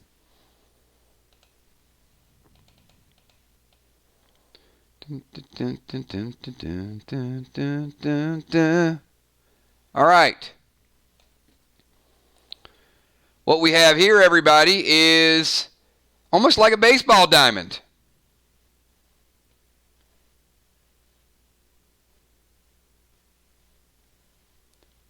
So, everybody is kind of in range, sort of. So he closes the distance and then detonates the beige bomb. So, Ray, you are now nerfed on your healing and nerfed on your attack, 50%. Will, you have Moonshot below you and Kel in front of you. You have a 10-second timer. Ray's the closest to first, I guess.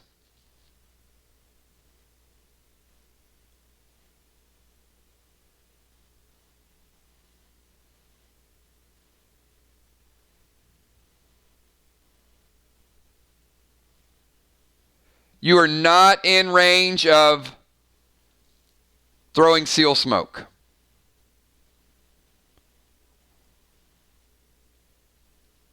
You need to be within 15 or 20 yards of Ray, Will. You're about 30 yards away from Ray.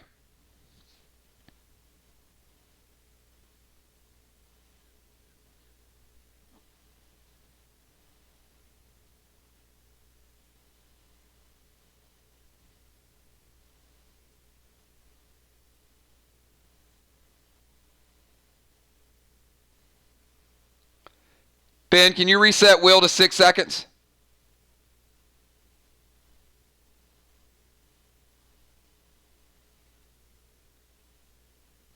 Never mind. Will is going Goldar at Kel.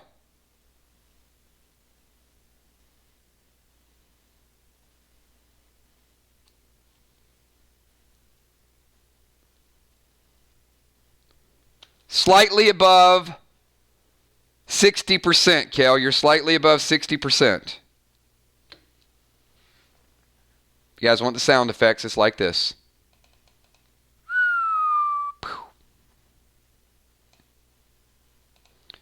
Kel.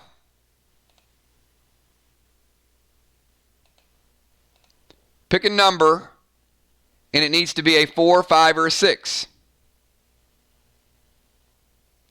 Can't seal Ray. Oh, you're telling Ray to seal. Gotcha. Pick a number, you need a 4, 5, or a 6.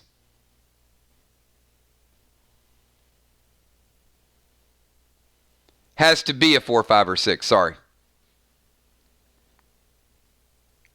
If it's a 1, 2, or 3, it's bad. She picks a 4. It is a 3. That's bad. Let me do Goldar again.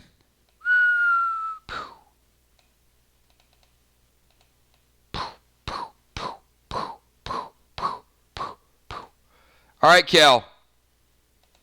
You're down there with Ocean Man.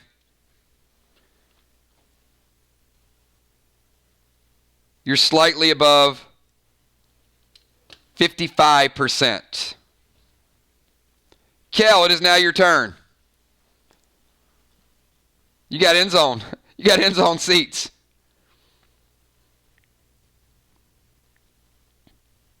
Ten-second timer for Kel.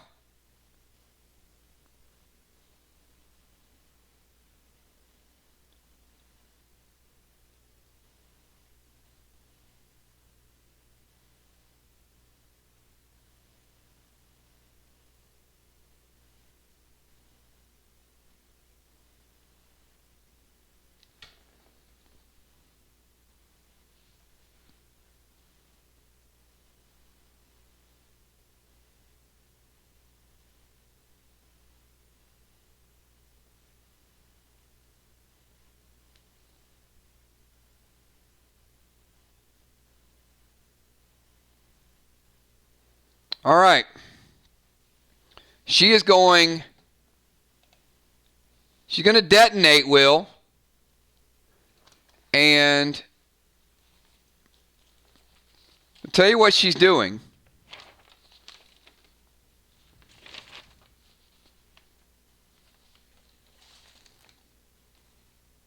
So the blue bomb lowers your health pool by 25% for 2 turns. So Kel detonates, which lowers Will's health pool from 100% to 75, and then she hits him with a Goldar. So Will, you are now at 50%. Will, you're at 50%, and your health pool will stay nerfed for 1 more turn.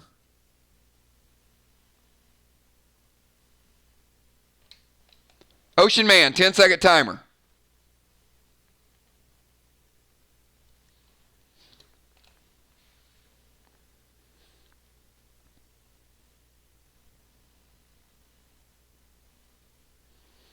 And Ocean Man, your bull is returning to you this turn.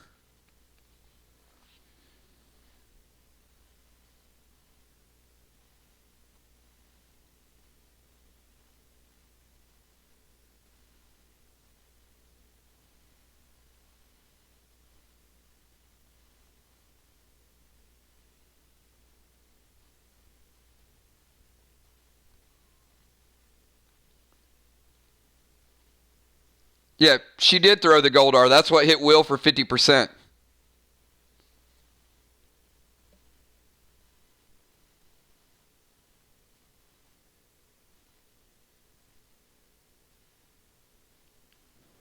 All right, Ocean Man is going to go Seal Smoke.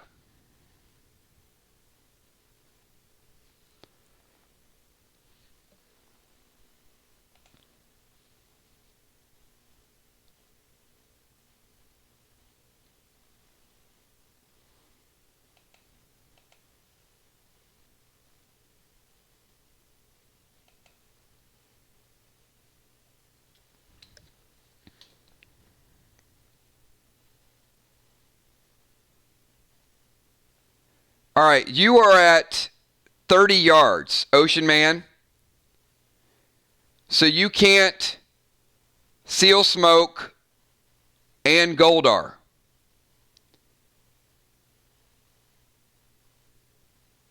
Because Moonshot closed the distance. So you're outside of...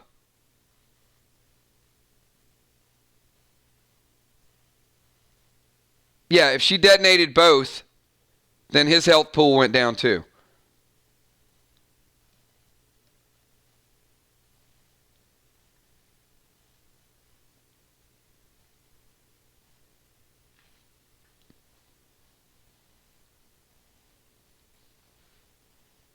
So Ray, at 30 yards, you can Seal Smoke, but you can't Goldar because you're still outside of range. You can Seal Smoke and attack from ranged.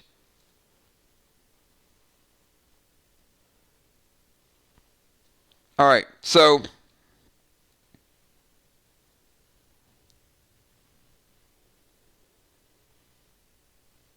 it's going to be the same thing. Your detonate, you still have to close the distance. So your detonate is going to be the same thing as dropping a Seal Smoke. It's a half turn action. So if you double detonate... No, actually, let me go back. Kel's bomb did not detonate on Ocean Man because she also did another cast. So she can double detonate and then throw the grenade, but she can't double detonate and throw the grenade. So the one on Ocean Man did not take effect. And same thing with you, Ocean Man. You could either move, detonate. It's a half turn action.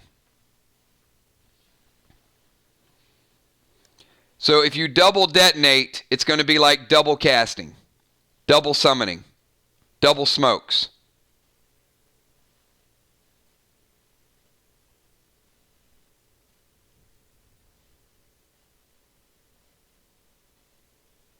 So Ocean Man still has a bomb. Ocean Man, let's reset his timer, 10-second timer. You're at 30 yards. You've taken no actions yet.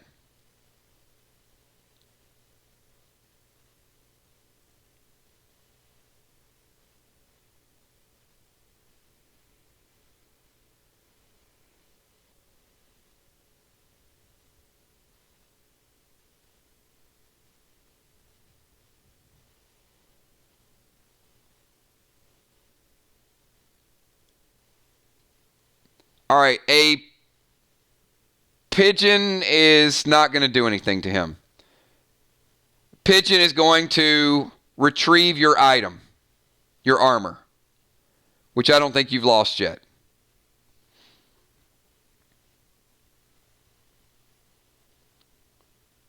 Yeah, Ben, keep the timer going if you could.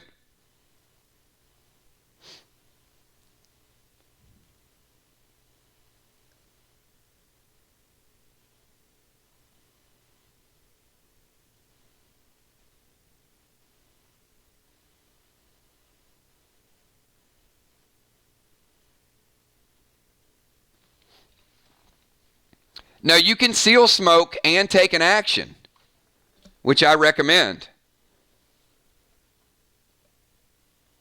Don't give up on your turn. There's still things that you can do from distance.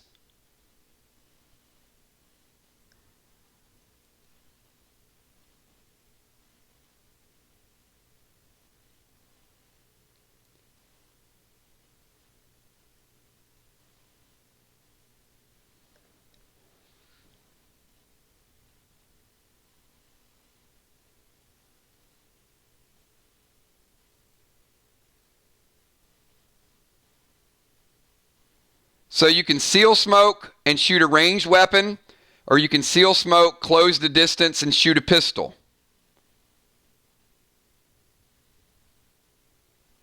Those are actions that are available to you from 30 yards out.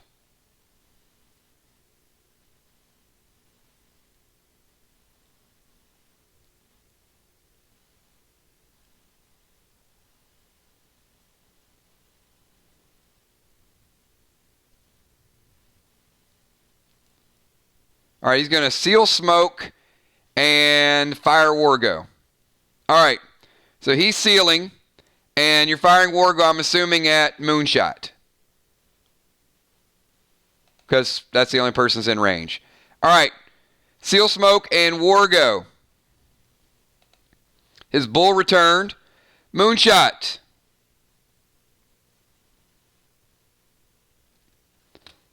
You're around 75%. All right, Moonshot, 10-second timer for you.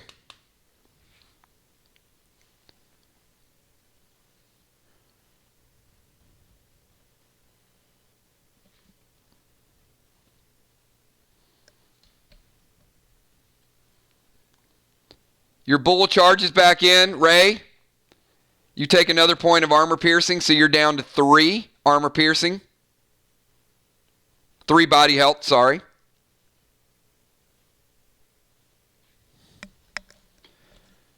Moonshot around 75%, Kel around 50%, Will around 50%, Ray's 100%, but at 3 base health.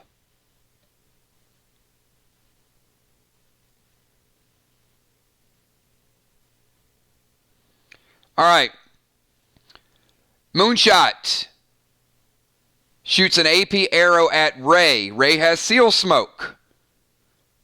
Andy has armor, so the seal smoke effectively forms a double layer of armor. So you break the seal smoke, and green bomb at Will. Will, you're now wearing a green bomb. Ray, you have no seal currently. No. Scratch that. Backtrack. The bull hits the seal smoke and breaks the seal. The armor-piercing arrow hits you, Ray, and you're down to 2. All right. Yep, you're right. The bull takes precedence over the arrow. So Ray sealed. Moonshot. His bull did his second attack. The bull hits before the attack, remember. Breaks the seal. You're unarmored except for your armor. And then his armor-piercing arrow hits you for 2. So you are now down to 2, Ray. All right, cool. And Will, you're wearing a green bomb. Will, you have a 10-second timer. Good match. Good match, good locations. Jump down a level and put a gold bomb on each. He goes, cha-cha, bomb, bomb. All right. You each have gold bombs.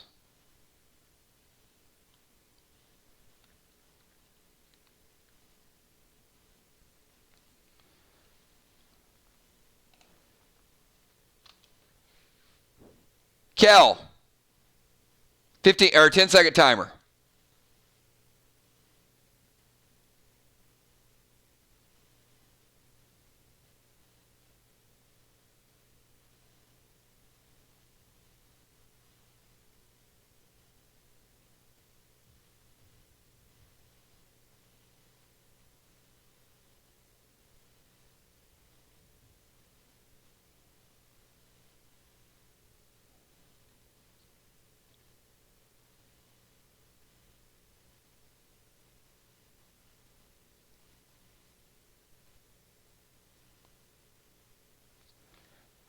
All right, Kel is going. Oh boy, Kel is going to go Firefly at Will.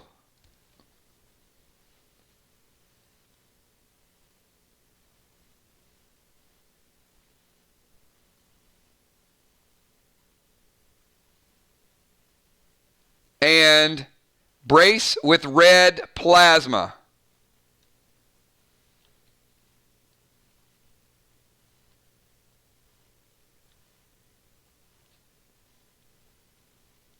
Will, you take a big hit.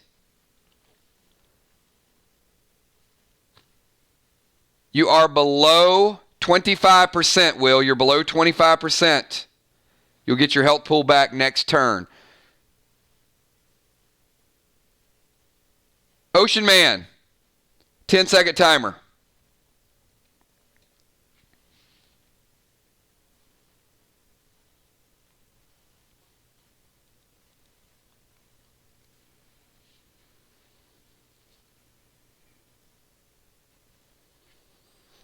Ray 100%, Will 25, Moonshot 75, Kel 55, Ray down to 2, base life.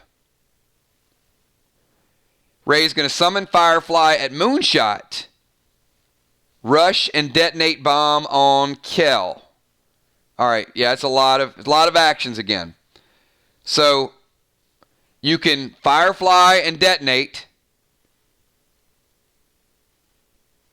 You can rush and detonate. You can Firefly and rush. All right. All right. So summon Firefly at Moonshot. Gotcha.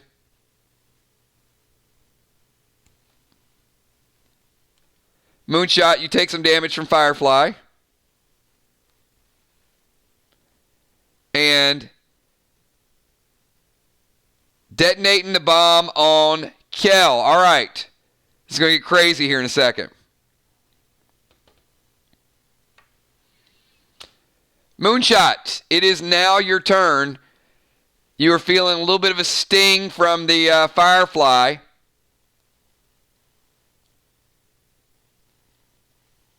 Little woozy. These are the moments that make butt thunder, is all I can tell you. 10-second timer.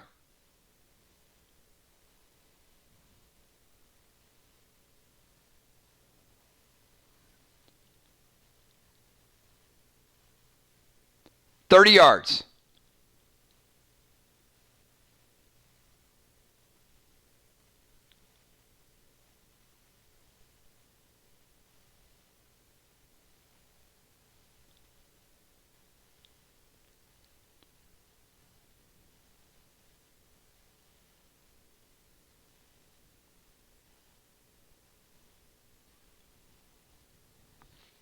All right.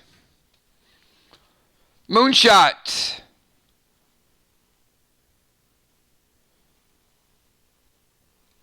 Summons Fido.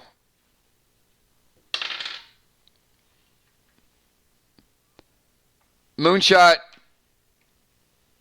The effect of the Firefly. When you summon Fido, you thought the detonator was a bone. And you gave it to Fido to carry over to Ocean Man. So Ocean Man, you're now in possession of your own detonator. Fido just brings it to you like a good boy.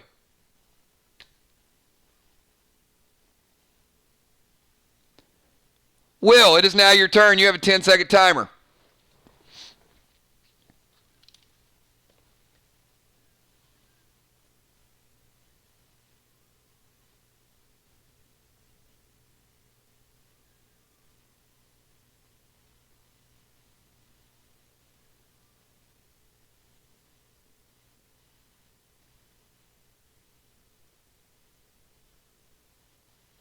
Will, darkness smoke and gold bombs.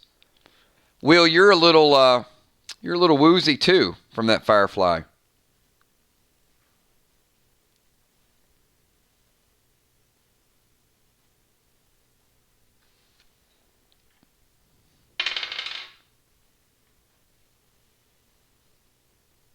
He doesn't do damage with a detonator in his mouth. How could he bite somebody with a detonator?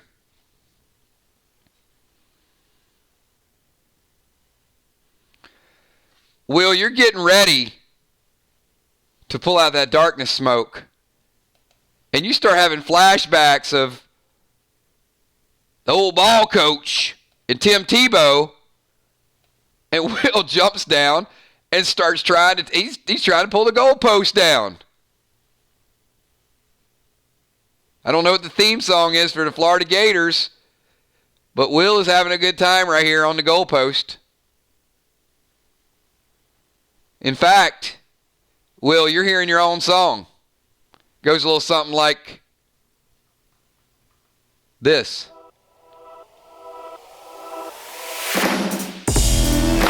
Oh yeah. Will, bringing the goalpost down. That's what I'm talking about. Yeah. Uh-huh. Will with the firefly. Yep. It's a good match, everybody. A lot of fireflies. Bring down the house, Will.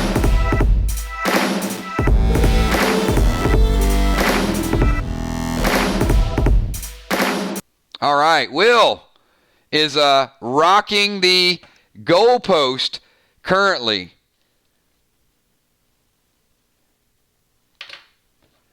But at the end of it, Will, you did spike the football, which happened to be one of the detonators. And Kel, you take points from the gold detonator. I mean, he rocked the goalpost, and then he did the spike. The detonator goes off. 1 out of 2 blows up. Kel, you are down to 35%. Kel, it is now your turn. 10-second timer, Kel. Will got his temporarily decreased life pool back. It's been 2 turns. Will is back to 50%. Kel at 35. Moonshot at 65. Will around 50. Ocean Man at 100, but 2 points of base life left for Ocean Man.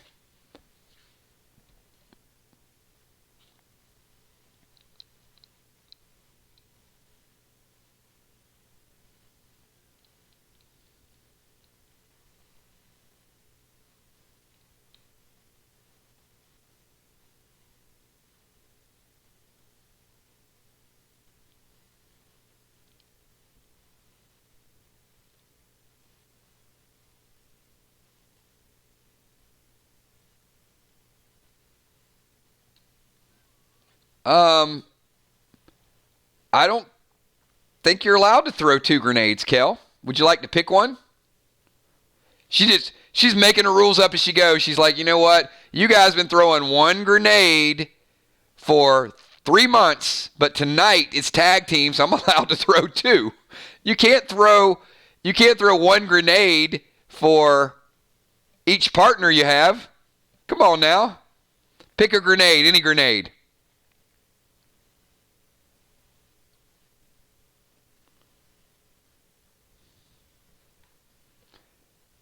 Ben, reset her to 4 seconds.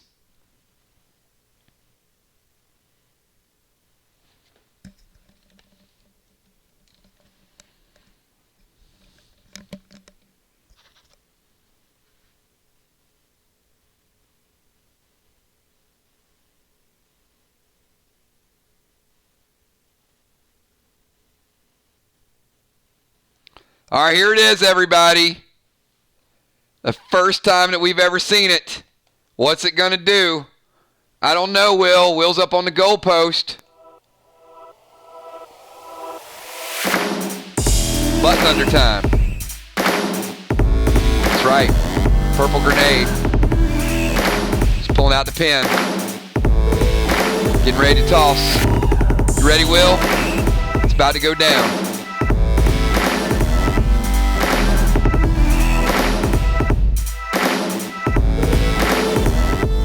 All right, Will, here it goes. The first ever butt thunder is being thrown at Will. Now, keep in mind, the butt thunder hits. It also does armor-piercing damage, and it is guaranteed to launch your opponent. So, Will,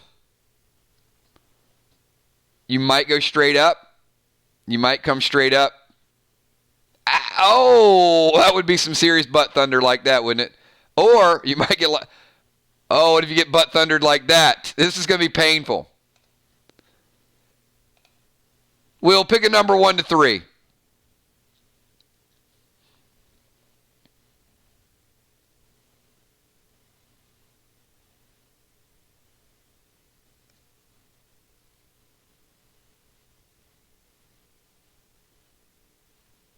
Brace yourself. Will, it's going to be painful. It's good. Will, right about now, Will's wishing he would have fell asleep. Angel says, let the butt thunder rip. 1 to 3, Will. It's going to be a Will sickle. Oh, I love it, Gina. Oh, she's picking a 2. Is it going to be a Will sickle?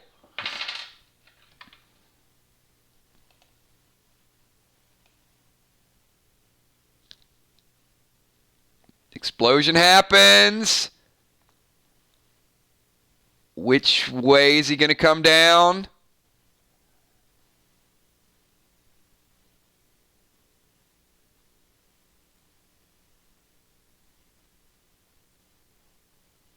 Maybe.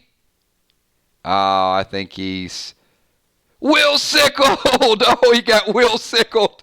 Will! No, the butt thunder not only hit you, but you got some serious problems on the way down. Will takes 1 point of armor piercing from the butt thunder. He takes a little extra from the pole.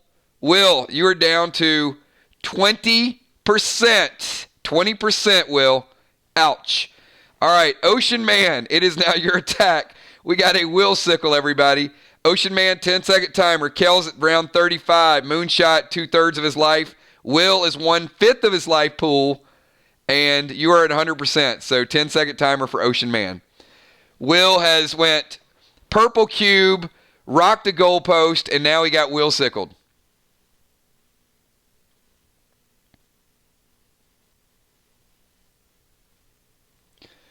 Oh, Ocean Man's going butt thunder to Moonshot the creator. I love it. All right. Now he can do it. So he's going 1, 2, 3. All right. This got heated up in a hurry. Moonshot.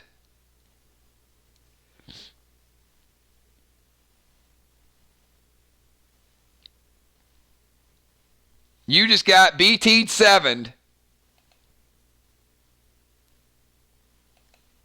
He was at 65%. He does get launched. I don't think it's going to be a moon sickle.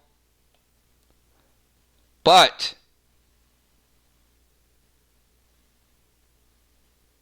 we got to have something for you to hit. All right. Bam. You hit the awning and come back down. So he takes big damage from the BT7. He takes 1 armor piercing. So he's at 6. And extra fall damage. So Moonshot hits the awning, takes the damage, and falls. Moonshot is under 30%. Kel around 35, Moonshot around 30, Will around 20. Ocean Man, full life, but hurting on the armor piercing. Base health, Gina Crockett, Will. Will just got an exam. Did you call first, Will, is the question. Thank you so much, Rocket. Once again, remember, all super chats, Kel will be adding your super chats all week long for our Saturday pack opening. So thanks for everything that you guys do participating in tonight's stream. Absolutely appreciate it. All right, let's go to Moonshot. Moonshot, 10-second timer.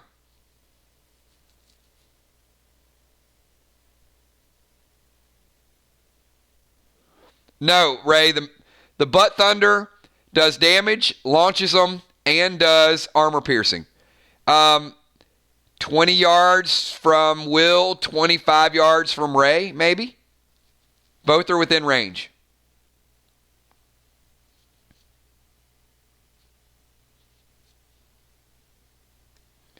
Everybody's hurting a little bit.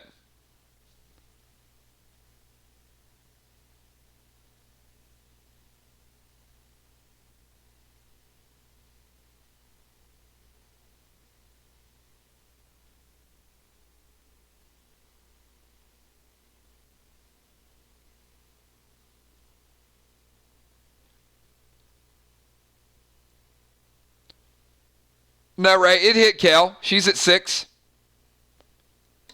She started out at 8. She's taken 2 from the bull.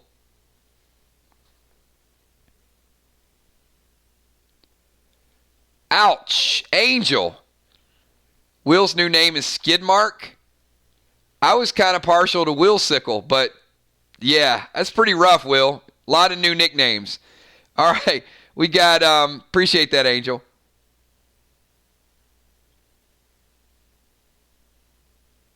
So, Moonshot is going to enrage 3 and Goldar at Will. That's a lot of damage there.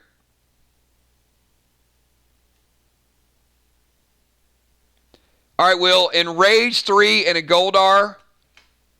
That is going to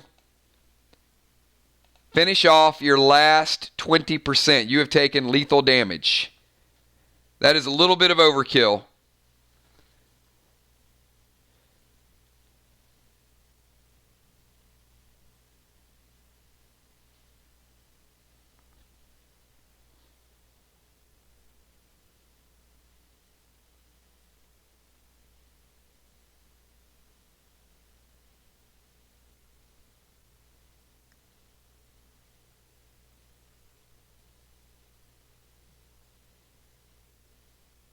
It does.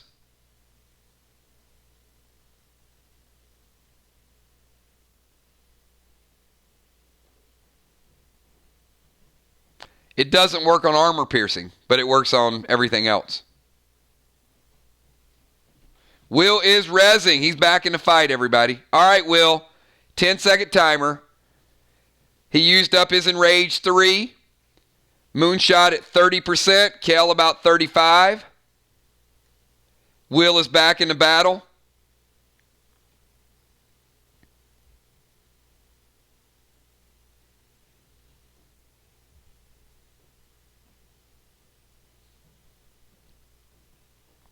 Will is limping back into battle, by the way. Healed.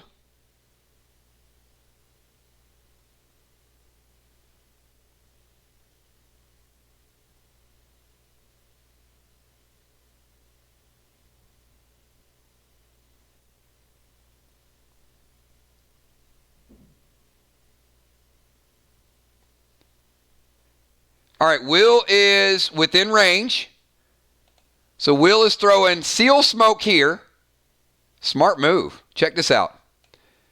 So he's going Seal, Ray, and BT7 at Kel.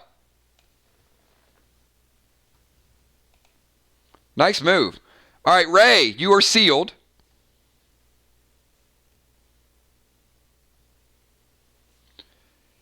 Kel at 35%.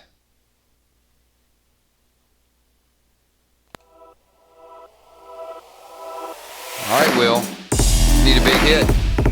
Get this thing back. This match is pretty even. It's about to go BT7. Get the launch ready.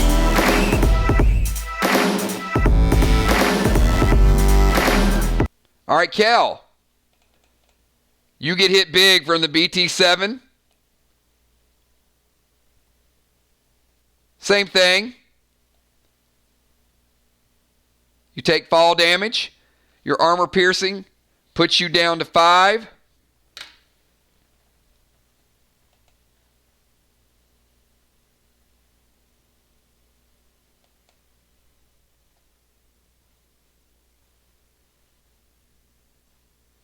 The fall damage is going to be interesting. Kel, you are either going to be at 2% or you're going to be at 0. You need a 4, 5, or a 6. A 4, 5, or a 6. You survive the fall. 1, 2, or 3, the fall kills you. You're going to be that close. Will, this match could turn in a hurry. The BT didn't kill her. The fall damage has a chance to. She needs a 4, 5, or a 6.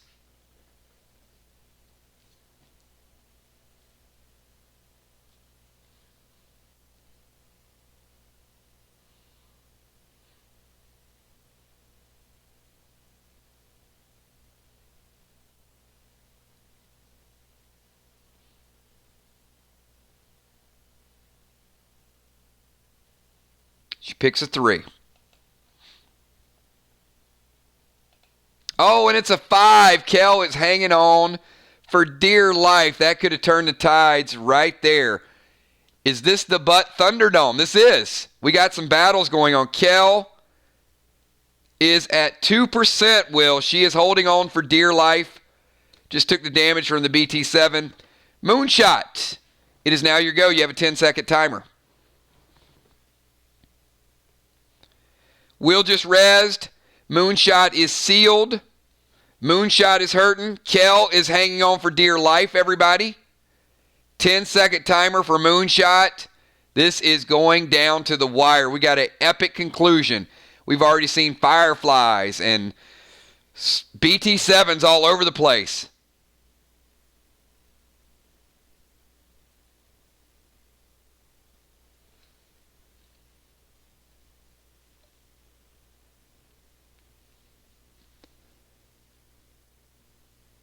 Can't heal potion on both of you.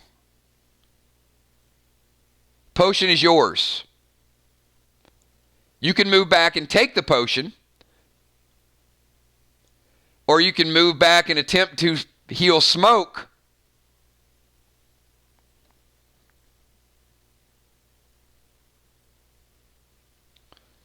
All right. Will, he is moving back in range of Kel.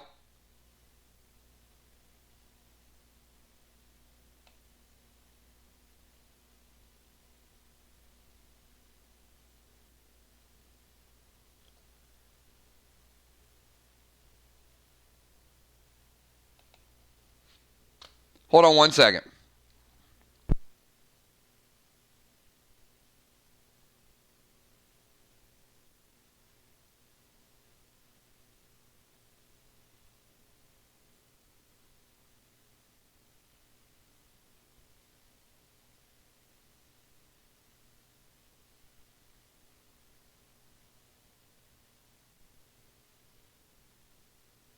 All right, I went out of turn. Moonshot, that is not your turn. Will attack Kel. After Will's turn, it is Kel. Kel, so erase that last move. Kel, you have a 10-second timer. Will drop the BT7. Kel, you're at 2%, and it is your move.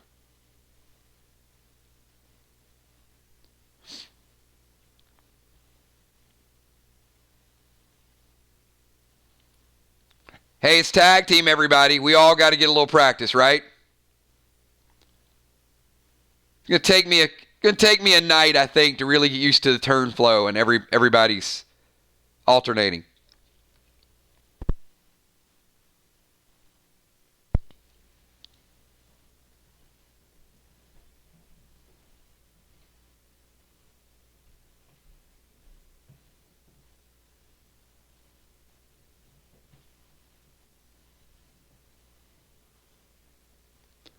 Two seconds, Kel.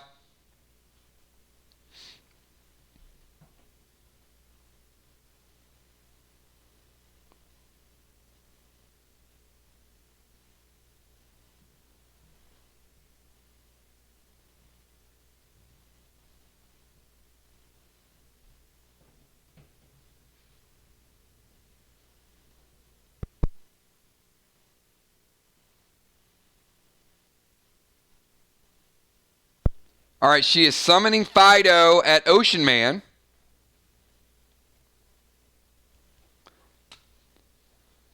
Instant, and using her turn to use a heal potion. So Kel, 1 or 2, 25%, 3 or 4, 50%, 5 or 6, 100% heal. This is the biggest roll of the game, everybody.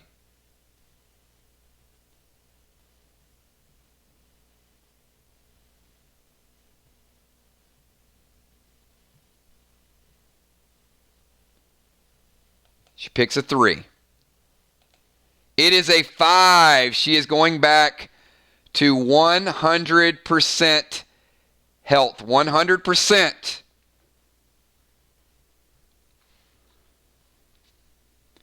And Ray, you take damage from Fido.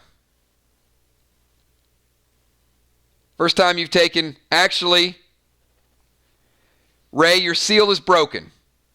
Ray takes no damage from Fido. All right, Ocean Man, you have a 10-second timer. 10-second timer. You have no seal. Yep, his seal is broken. Fido broke the seal.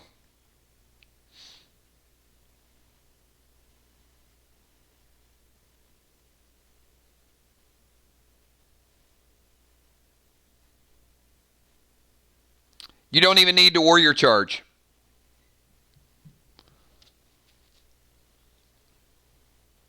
You can, I mean, Ray, here's the problem. If you warrior charge, you're probably going to blow yourself up with Goldar. So warrior charge just gets you into range for melee. So all you have to do is just kind of do this, like walk to here, and then like that. That puts you in range.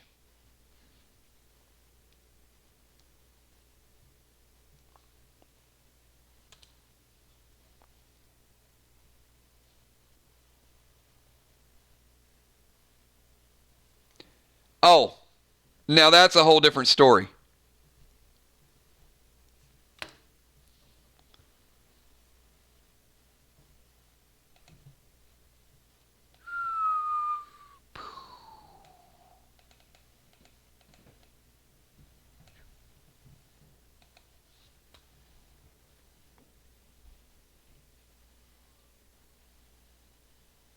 Moonshot. He enraged 3.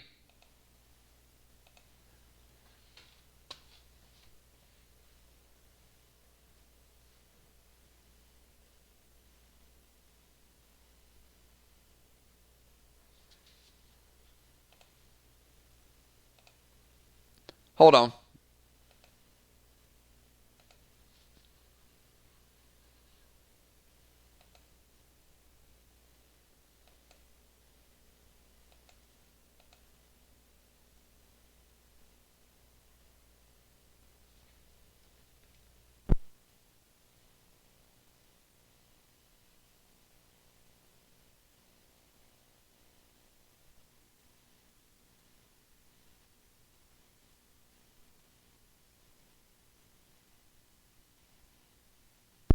No, he's good. The range was 20 yards. He doesn't have to walk the 5 yards. So that's my bad. I said he could walk here and toss it. But the range for grenades are 15 to 20 yards. We give variance to it. So he can hold ground in rage 3 and get the attack. I'm not gonna penalize him over a yard or two. But it was 20 yards. So my bad for saying he had to walk forward. No, it's on me. I was kind of getting into the animation of it, but he's good where he's at. So Ray, you don't even have to take a couple steps. It is an enrage 3. So we are going to give him a die roll for a crit. So same thing, Moonshot. Pick a 6. Anything except a 6, you're going to take lethal damage. You're under 30%, so you got a 1 in 6 chance to survive it.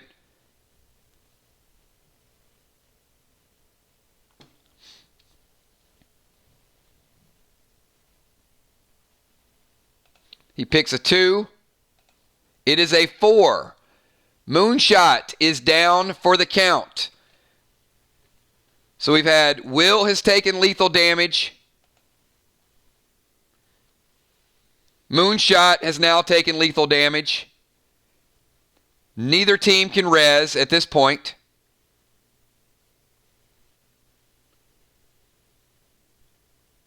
Well, Moonshot can res.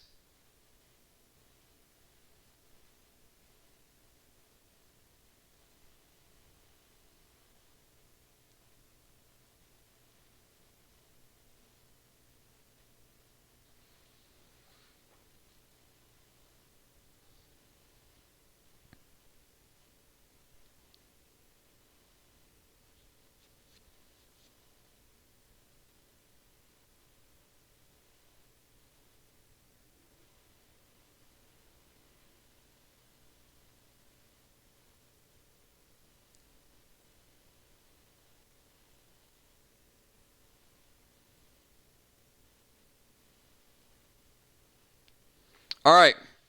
Moonshot is going to res and shoot armor piercing 2 at Ray, and Ray has taken lethal damage. Ray, you were at 2. That takes you out of the game. Ocean Man has fallen.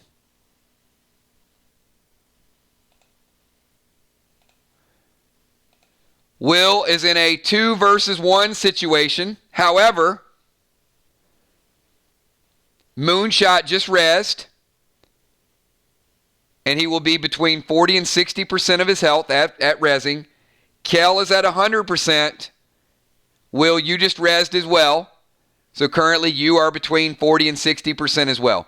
Will rezzed, Moonshot rezzed, and Kel full healed. Will, you have a 10-second timer. 10-second timer.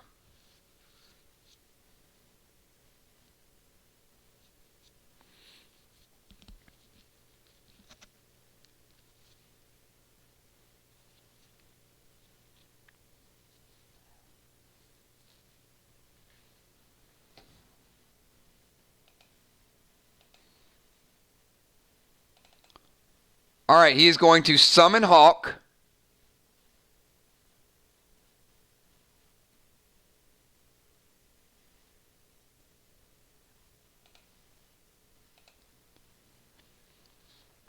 And he's going to set a trap.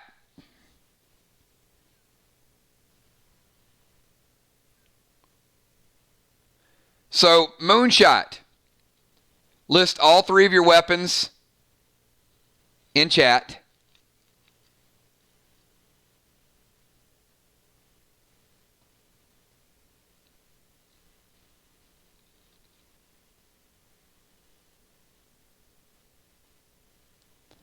I'll explain the page in a second.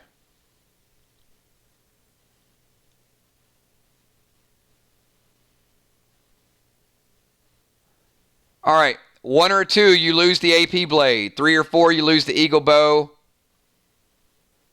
5 or 6, you lose the Gorgo.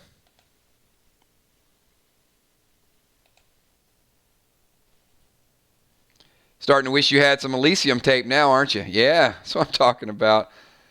So if you would have used Elysium tape, there you go. All right, pick a number, 1 to 6. You guys are going to find out how good that tape is very soon. It is a 3. So it is a 3, and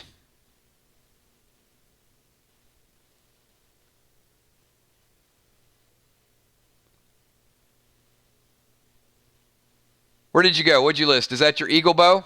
Yep, eagle bow is gone. The Hawk took Moonshot's bow. Won't be firing any AP arrows with no bow, will you? All right. The explosive trap. So Will the Bill is using his engineer, page number 1. You guys have not seen this before. So it is an explosive trap which does damage and does dot damage for 3 straight turns. So Moonshot, you rezzed at between 40 and 60. You take damage from the explosive shot. Or explosive trap, I'm sorry. You are now down to 40%. You're down to 40%. Kel, it is your turn. Will is between 40 and 60%.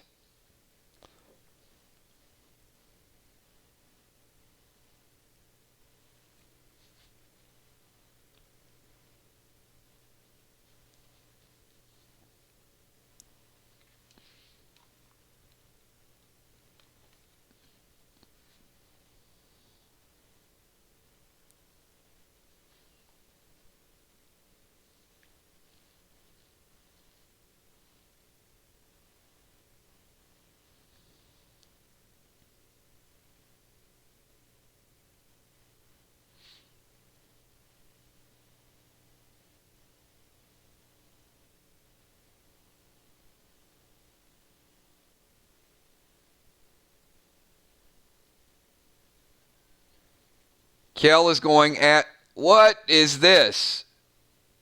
Bloodfish puts acid rain smoke in the water system and turns on the sprinklers. What the heck?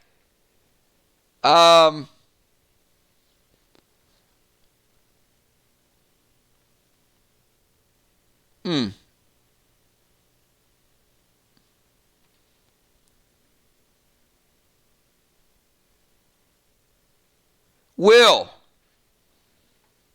take 2 points of damage from OU's acid rain smoke.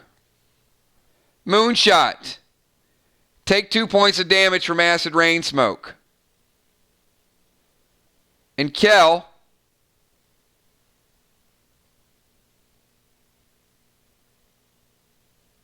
take 2 points of damage from acid rain smoke. Each player is now at 4.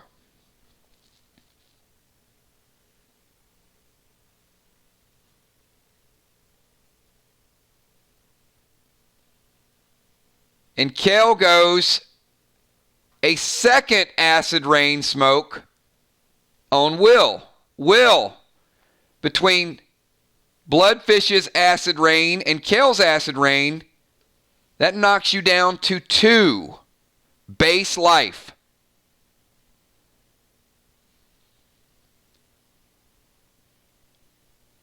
And you take a red plasma with the brace. Will, you are now at 30%. But back-to-back acid rains has got you reeling. Will, you got a 10-second timer.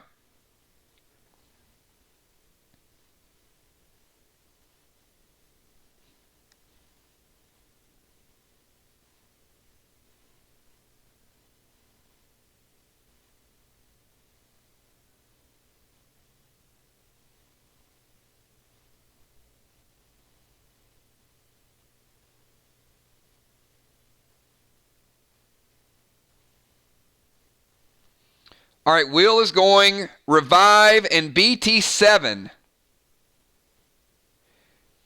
All right, Will is going to full revive through his invigoration.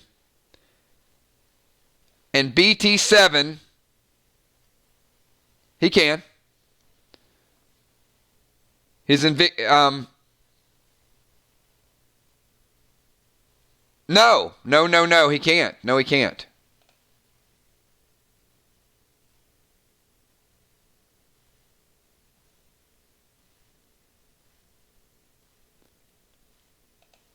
Yeah, Will, you can't get both actions because you took the invigorating elixir, not the clear mind. So if you revive, you will get full health, but you're going to lose your next turn.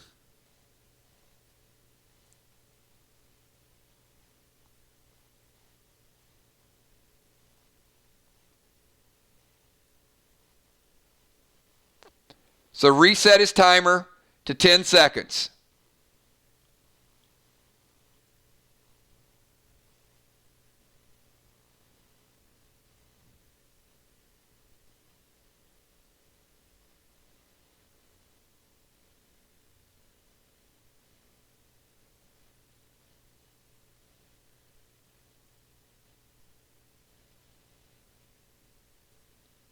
You cannot.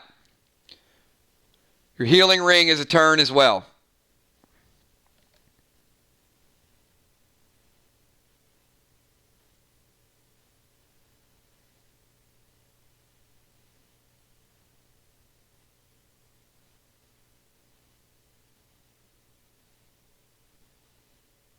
All right, he's going full revive. All right, Kel. It is now your turn.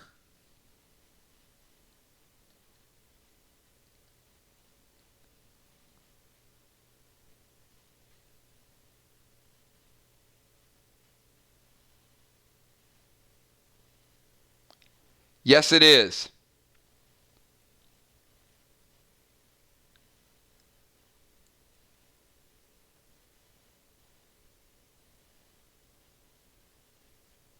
Oh, that's right.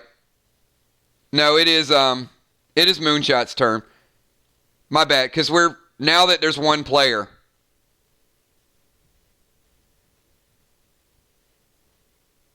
So Moonshot, then Will, who skips, then Kel.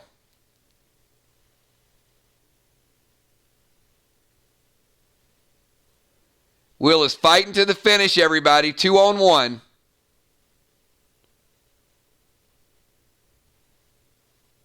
Moonshot, 10-second timer.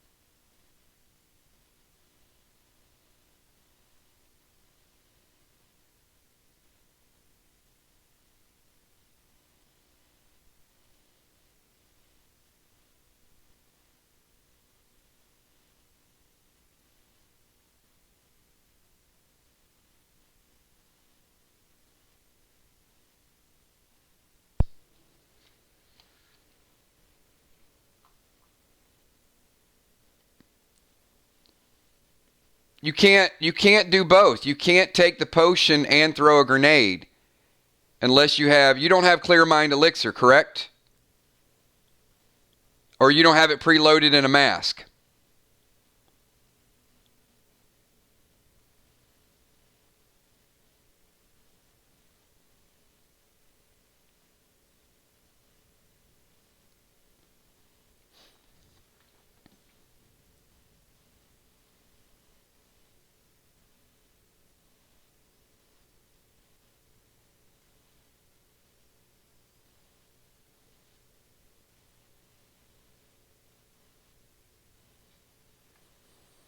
I thought he said heal potion.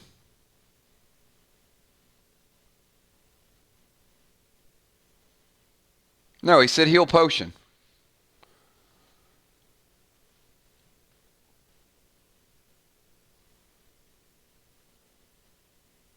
All right, 5 seconds. Give him 5 seconds.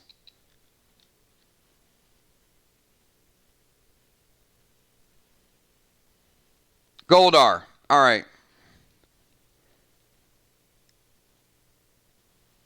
Will is in his reviving state. He is 100%. Moonshot throws Goldar. Will, you take a shot? Not the end of the world. You're still around 75%. Kel, we go to Will, who misses his turn. And then we go to Kel. So Kel, it is now your turn. And then Will, you'll be back in action after Kel. 10-second timer.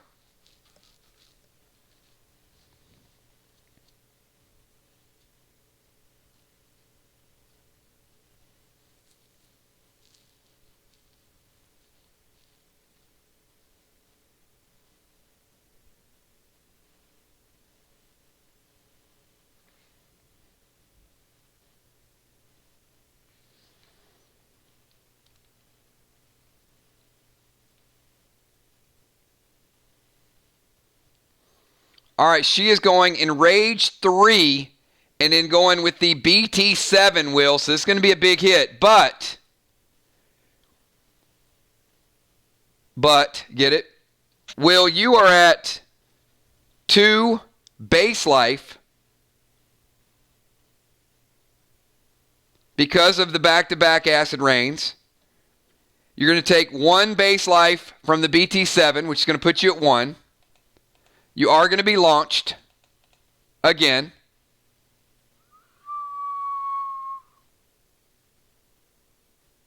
And we're going to put you over here. You're going to take fall damage.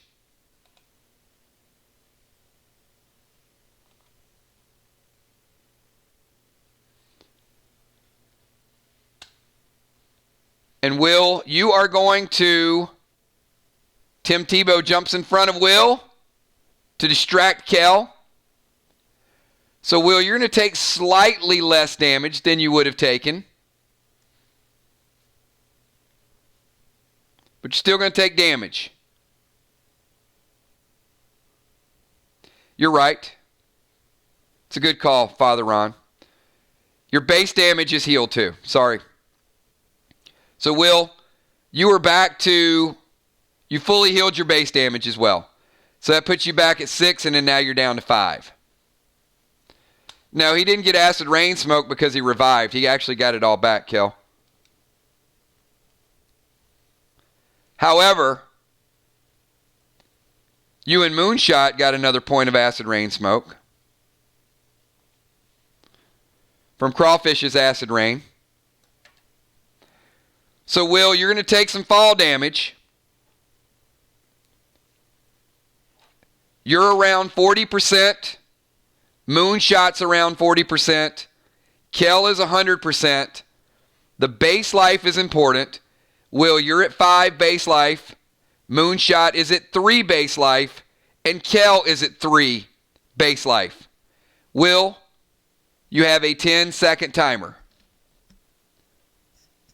Tim Tebow just saved you a couple hit points.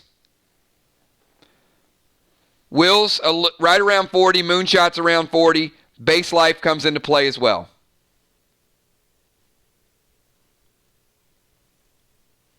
Whoa, hold on now. Can't do all that. You guys are just adding extra actions tonight. An owl, a BT7, and a fire, and he's shooting. It's like pressure is high. Will, you can't shoot, throw a grenade, and summon an owl. Oh, no, my bad. That's not. He's going to use the owl. Oh, I got you. Never mind, scratch that. He's summoning the owl to take Kel's BT7s. Good play. Yeah, we're reading it. Kel, your BT7s are out of play. I got you, everybody. And now he's using the brace to shoot Moonshot.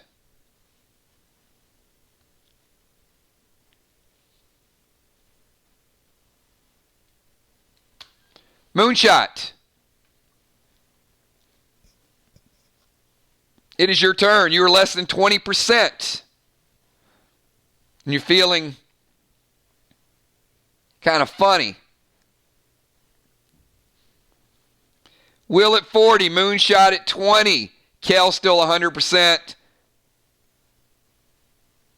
Moonshot getting hit with the purple cube.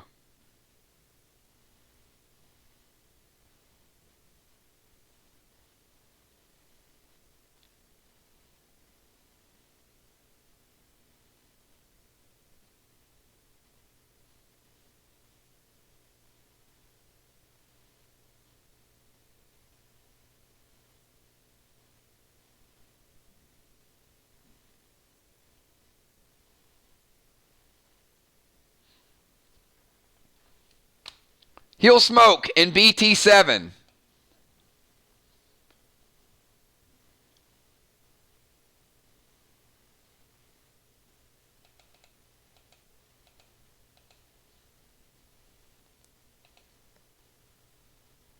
Moonshot.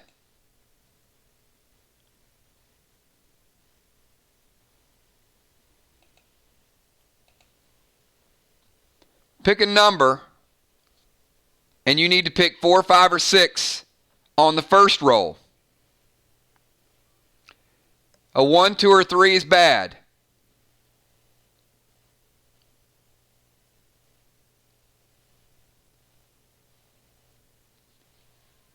Picks a 3.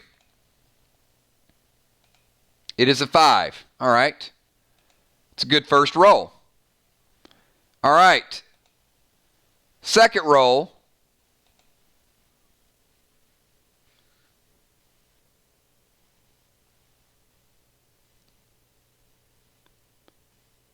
Wait. It's late. Did I say a 4, 5, or 6 was bad? You guys rewind the tape.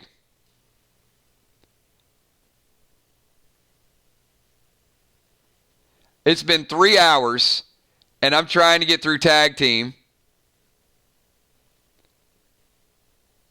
Now I need to check with the audience. We need to check on me.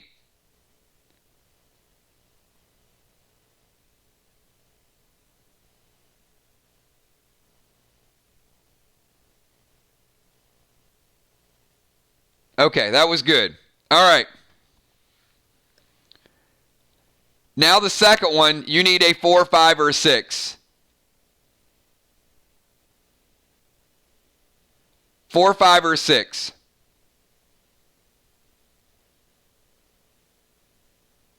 Is good. All right. Again, 4, 5, or 6 is good, Moonshot.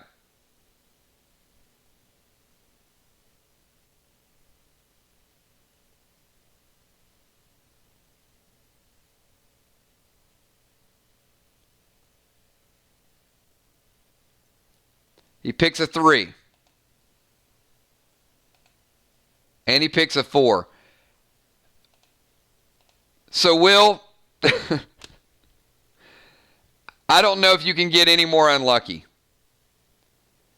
So, he had a 50-50 chance to waste his heel smoke. That was his first move. And he hit a 50-50 chance. So, he drops his heel smoke. He had a 50-50 chance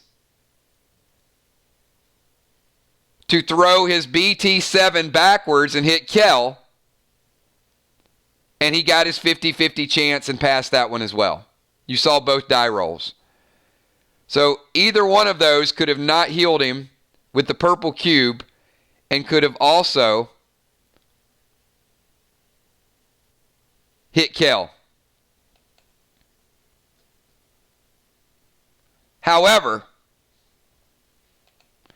just because he didn't hit Kel with the purple cube doesn't mean he doesn't think he's a field goal kicker for the Florida Gators. Moonshot lines it up. He's got the BT7. He's 45 yards out. There's 3 seconds left in the game. BT7 goes through the uprights. Moonshot, you get the heel, but you don't get the BT7. Will use the purple cube. All right. Will, it is your turn. Moonshot, you got heel smoke. You made the field goal. Field goal's good. Field goal is good. All right, I got something with super chats. Put a banana under Kel's armor. Oh, boy. No, not the orangutan.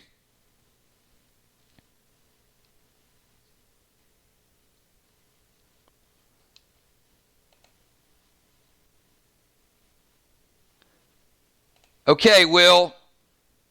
If you drop heel smoke and run out of range, you're not going to get the benefit of the heel smoke. So you need to run out of range and then drop the heel smoke.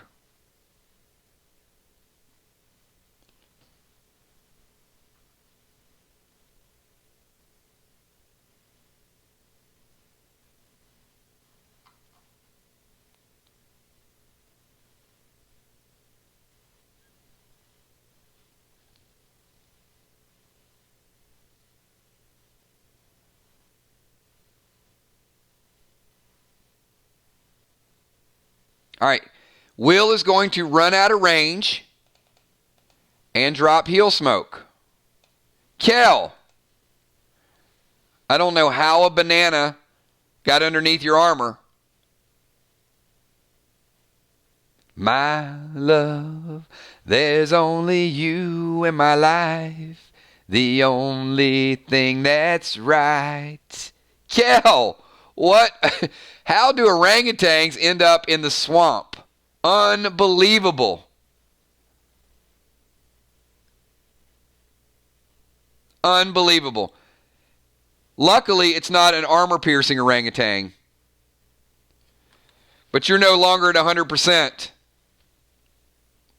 You get steamrolled like a defensive lineman. Check this out. It's out of nowhere. It looks like this. After the orangutan's a little upset you didn't sang back, so bam. Kel, take 5 points. Orangutan damage.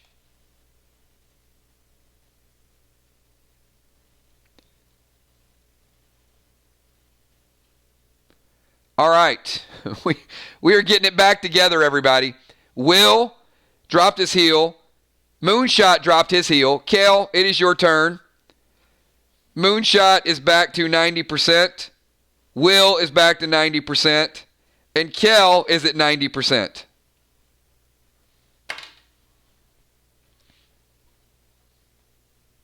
Will is 2 versus 1, but all 3 players are 90%.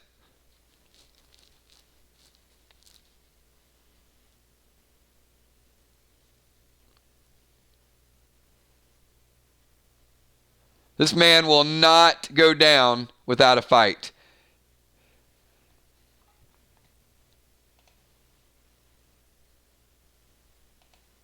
About 35 yards, Moonshot.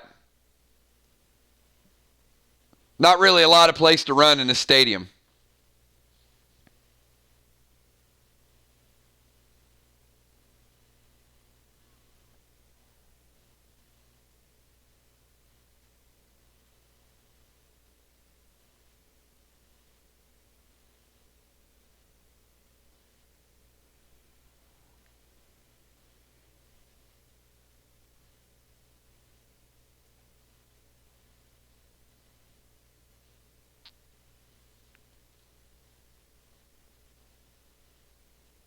No, Moonshot, that's your range. Kel's range is about 50 yards. 45 yards. 35, yeah, 35 and 45. You're too far for brace.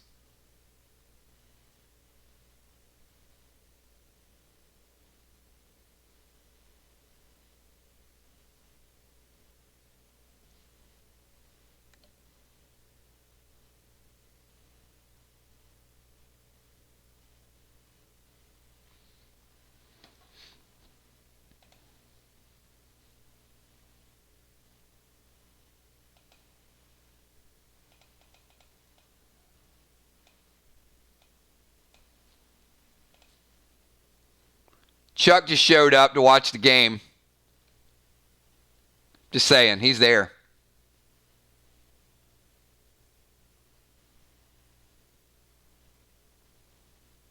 Moving into 25 yards.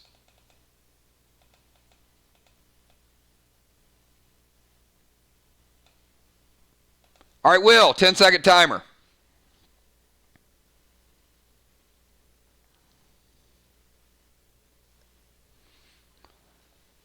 Will might be 1 versus 2, but he is not out, everybody.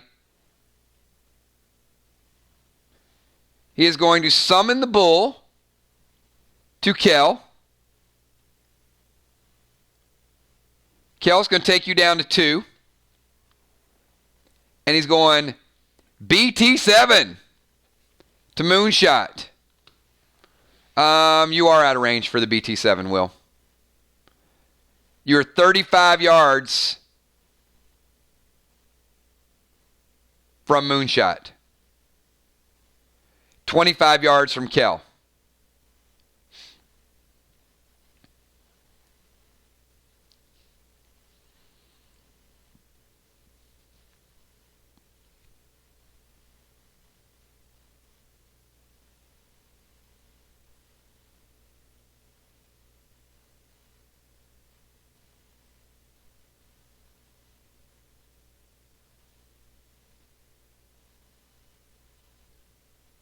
You're out of range for the BT7 for Kel. You're 25 yards. You need to be 15 to 20 yards for grenade range.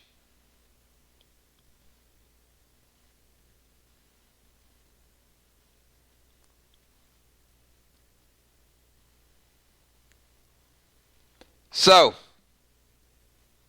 you can't summon and close a distance.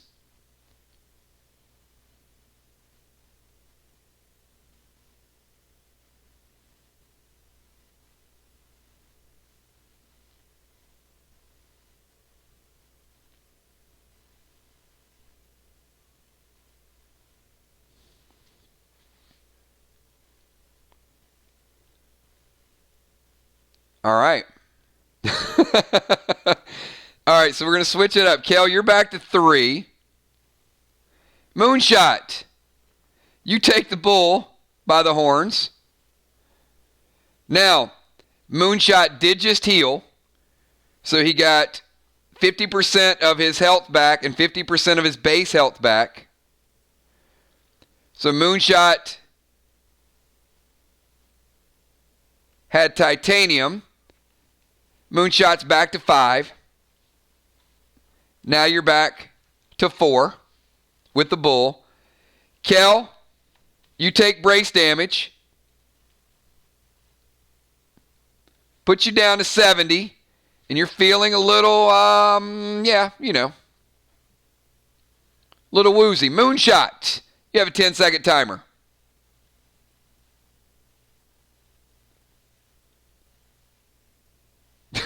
I think Will's playing great, but I think he had a lot of Red Bull tonight. Will, you're like the opposite of last week. Chuck, you can't be scavenging people's gear when you're not even playing. Chuck's he's showing up for the big people's gear. He wants to steal some good gear.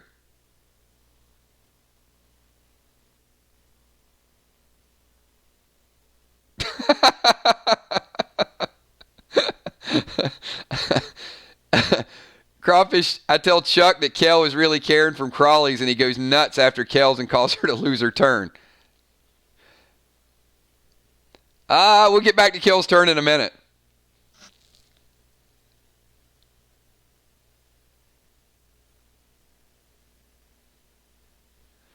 Yeah, I don't you guys must be really nervous.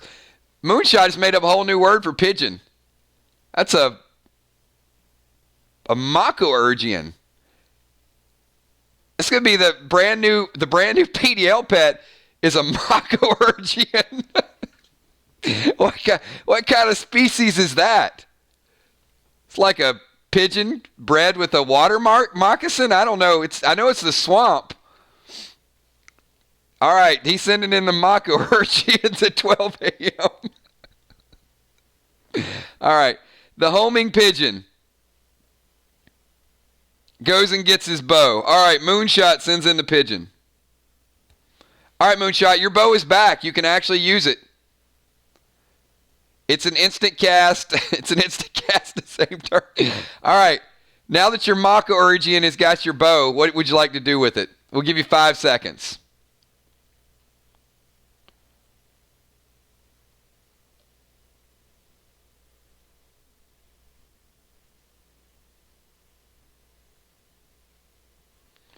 Everybody's nerves is getting the best of them right now.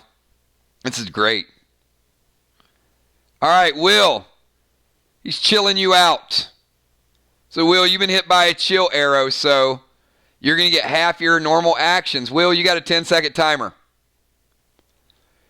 So, you can only do one thing. You can only summon, you can only smoke, you can only heal, potion, or you can only attack.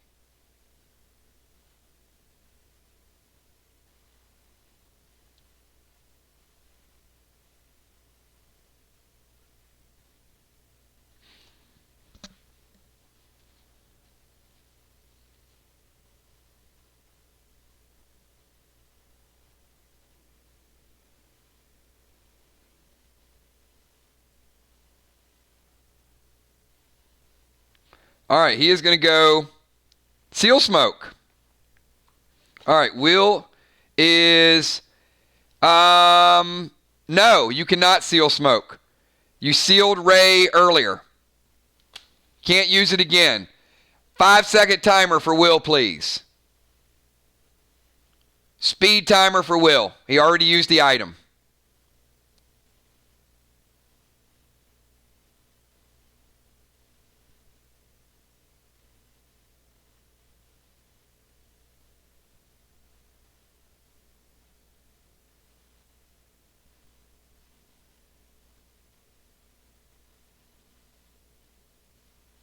All right, he is going purple. Will's going like all purple. All right. Moonshot, you take another shot. You're at 80%. You're at 80. Kel's at 70. Will's at 90. Kel, it is now your turn.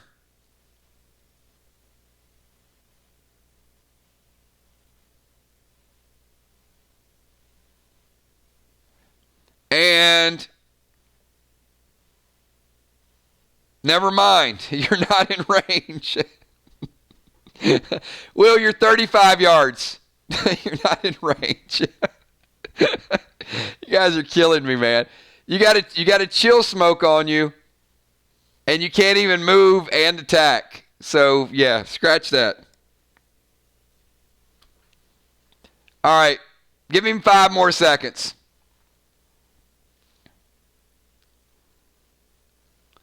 Oh, this is awesome.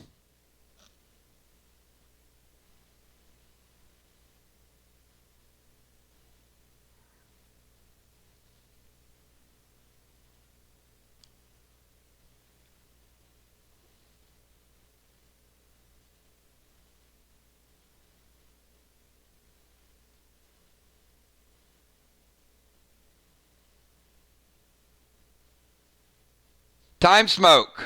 All right, Will is dropping time smoke. All right, Kel, you have a 5-second timer.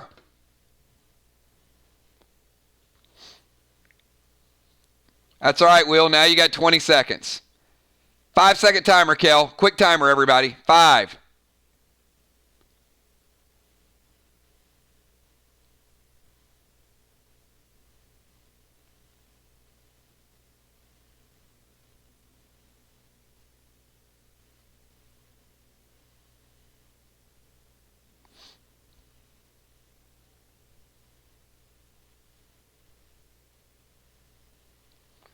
Kel's going to just close enough to throw a grenade. All right, Kel, what type of grenade are you throwing?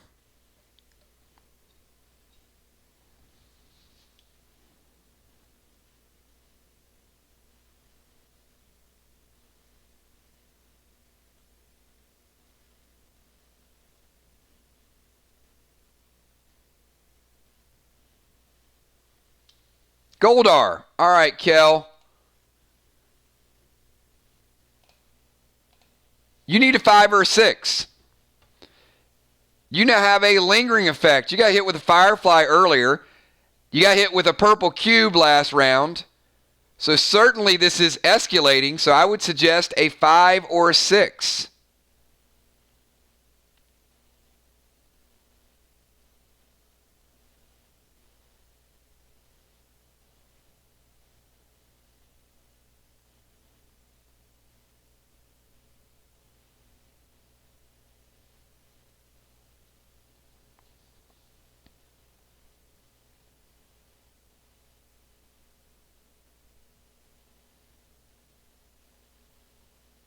Yes. You need a 5 or a 6.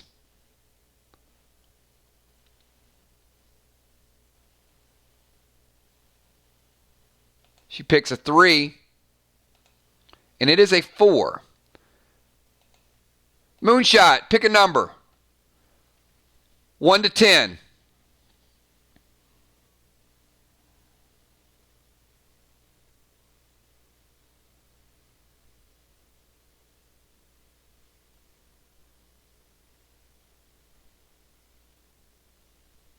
Picks a 6. All right. Kel, you have a Goldar grenade. And it goes eeny, meeny, miny, mo, catch a Kel! You just ate your own Goldar. Take damage from your own Goldar grenade. Kel, you were hurting.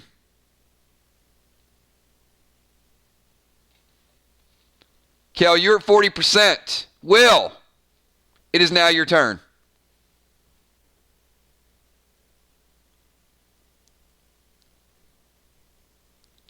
...20-second timer for Will, everybody. No. 20 seconds. Will, You got time to go to the fridge, grab another Red Bull, think it through a little bit. No, he's not out of range for green bombs.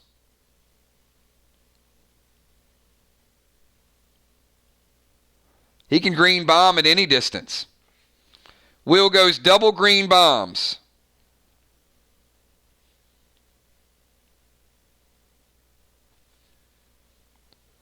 Moonshot. You have 5-second timer. 5-second timer for Moonshot.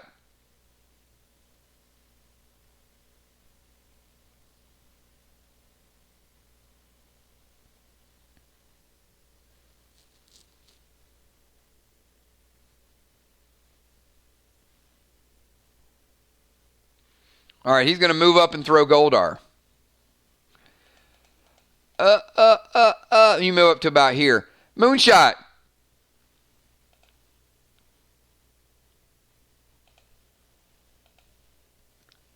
Pick a number, and it needs to be a 1 or a 2. 1 or 2 are your numbers. A 4, 5, or 6 is very bad. You need a 1 or a 2.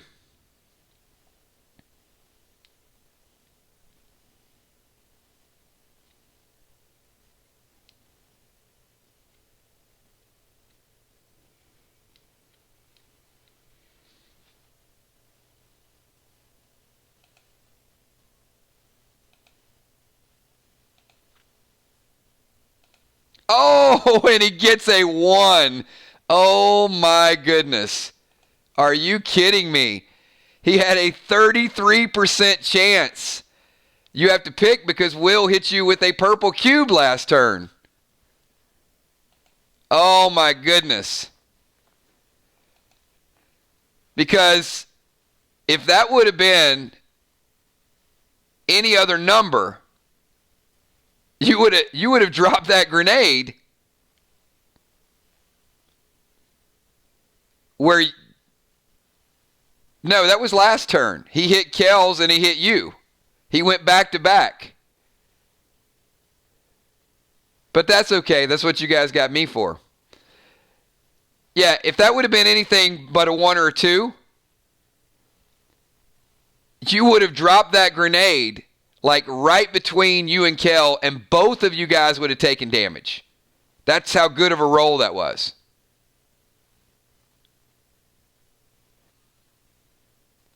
But luckily, you squeaked out. And the gentleman you are, you decided just to take the grenade up yourself and go up the bleachers and lay down on it to absorb all the damage. So, Moonshot, what a nice guy you are. Bam! Moonshot takes a big shot.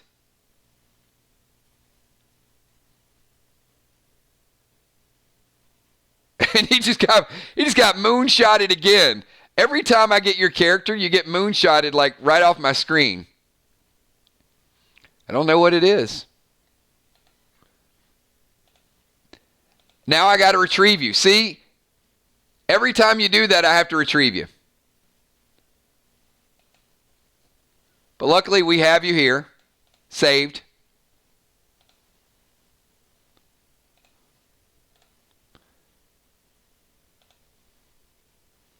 There you go. You ended up not quite so high.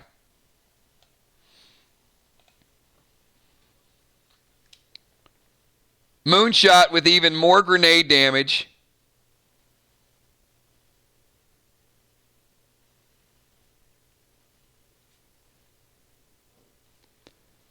%. Will at 90%. Kel at 40%. Moonshot at 40%. Will is living on a prayer.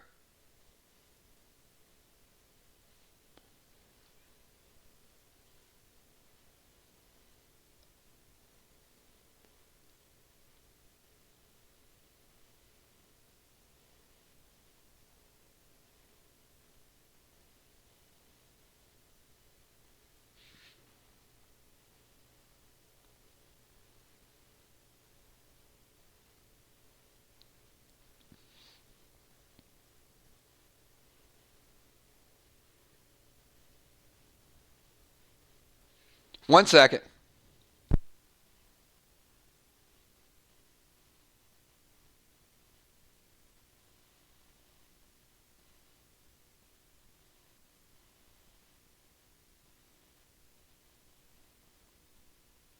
So, Moonshot, he hits you with the purple cube. No. You guys got to pay attention, okay? Will is getting 2 turns for each one of your turns. So Will hit Moonshot with a purple cube on his turn. So Moonshot was affected. And then the next turn, he hit Moonshot with the bull, and he hit Kel with a purple cube. So both players were affected by the purple cube. So, Kel, on your next turn, you were still affected by the hit that he had the second time around. And Moonshot, your next turn, you were affected by the purple cube that he hit you prior to that turn. Keep in mind, he's getting 2 turns for your 1 turn. So he does have the ability to summon and hit. All right, you guys good?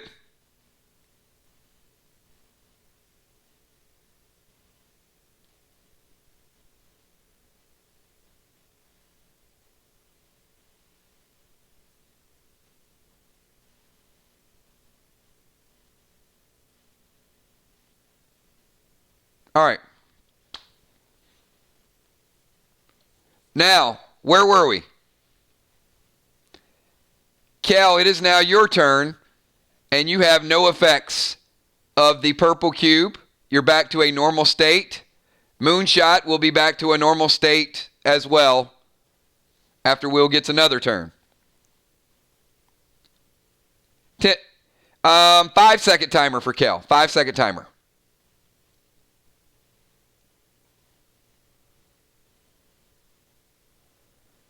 Man, Will is crafty.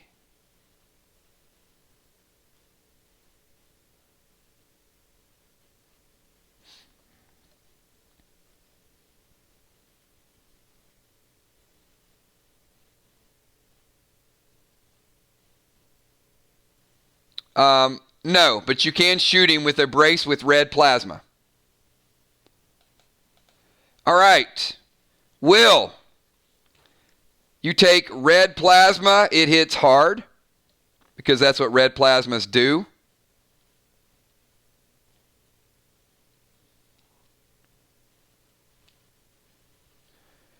Will, you're about 2/3 of your life. It is now your turn. 20-second timer, Will.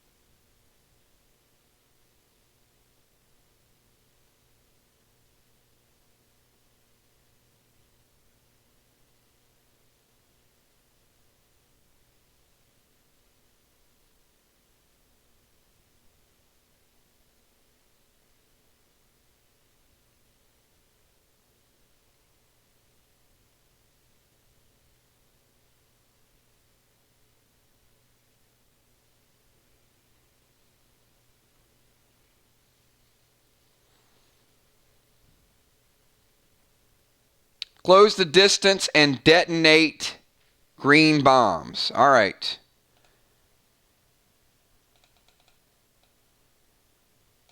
He closes the distance and detonates 2 green bombs. So the green bombs are going to hit and reduce any healing effects by all players. Kel and Moonshot, you are each around 33% in your healing effectiveness, is down to 50%. Will is about 2/3. Moonshot, you have 5 seconds. And after this round, everybody gets their normal timers back. 5 seconds, Moonshot. Both green bombs were detonated.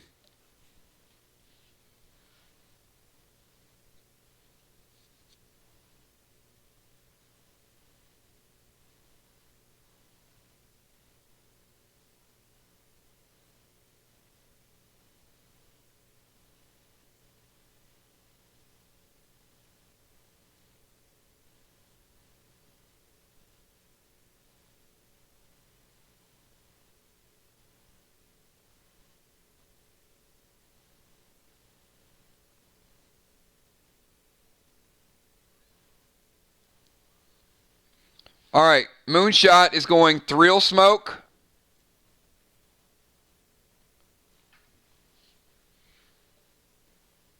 And Unholy Grenade.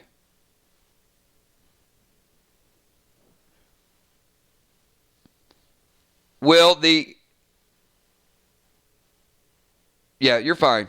So the Thrill Smoke is active for now, and the grenade is going to hit you.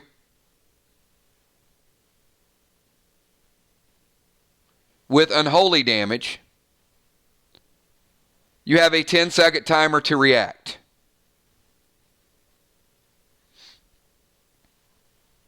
So Thrill Smoke is going to enrage him.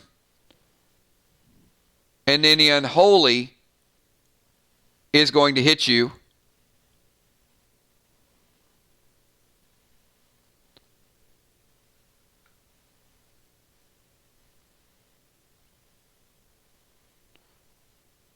Okay. Now, Moonshot's Thrill Smoke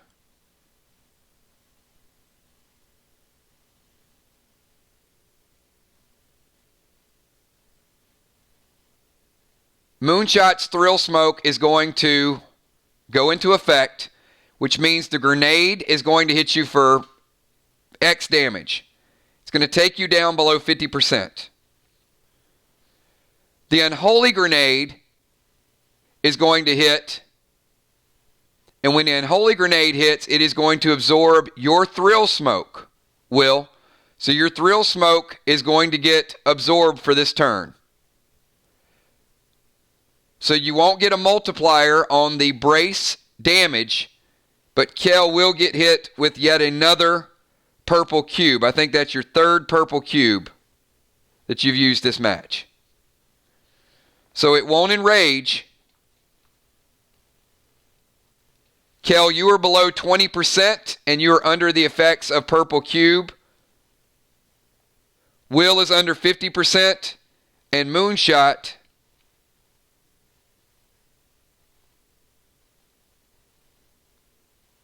is 40%. Kel, you have a full 10-second timer.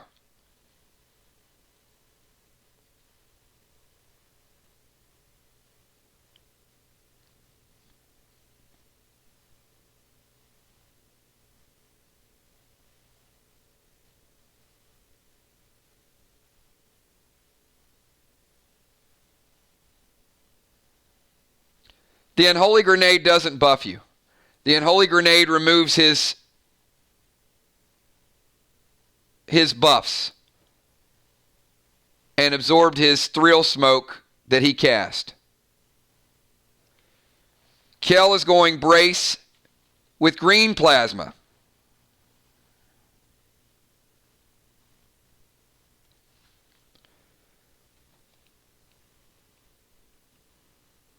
Will, you are slightly over a third of your life. Kel gains back some healing. Her base life goes back to 5. Kel is over a third of her life as well. Will around a third. Kel around a third. Moonshot around a little bit over, around 40%. Will, you have a 10-second timer. Each player right around a third or slightly above.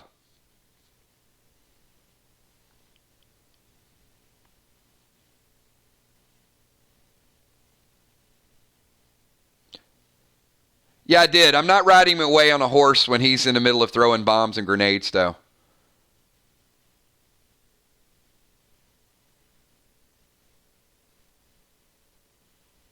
I don't think Will wants to be taken to the other side of the stadium on a horse when he's getting the upper hand in a battle.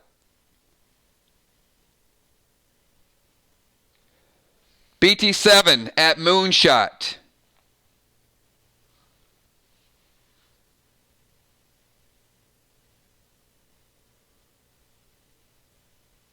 All right. BT7. Not going to do lethal damage. It is going to hit him for armor piercing damage. It is going to hit him for Silvar type damage.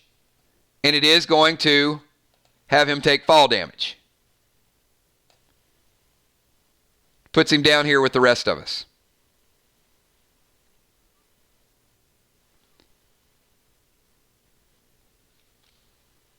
Moonshot is at 3 base health. Kel is at 5 base health. Will is at 5 base health. Moonshot, you are below 20%. Will at a third. Kel at a third. Moonshot below 20%. Moonshot, it is your turn. You have full allotment of time. 10 seconds.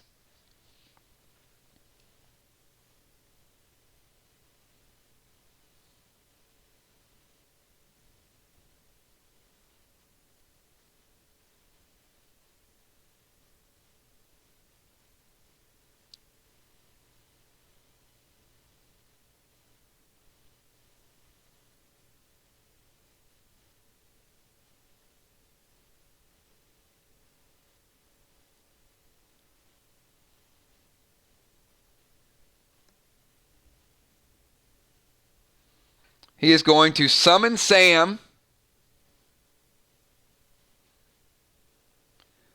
All right. We finally get to see Sam summoned. And AP arrow. Will, you're going to take 1 point of damage from Sam.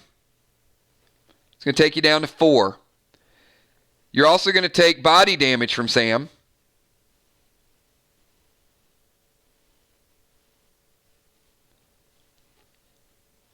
Which is going to drop you from a third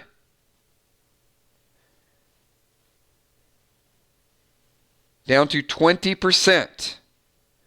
And you're going to take 2 points from the AP arrow. Will, you are at 2 base life. And you're below 20%. It is now your turn. You got a 10-second timer.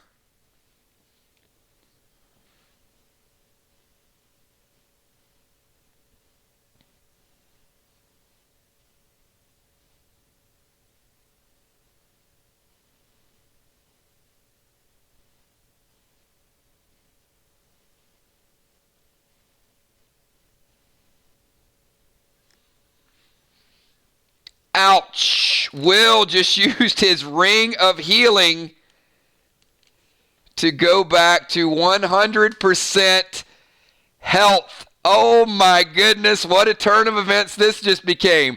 Kel,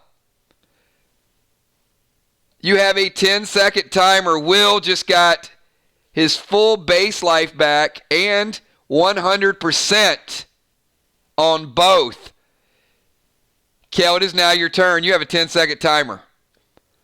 What a sneaky, sneaky move right at the end. Kel is on her final legs. Moonshot on his final legs. And Will just brought himself back to complete full health. She's going to summon Hawk. Will, list all 3 of your weapons. Kel is not giving up.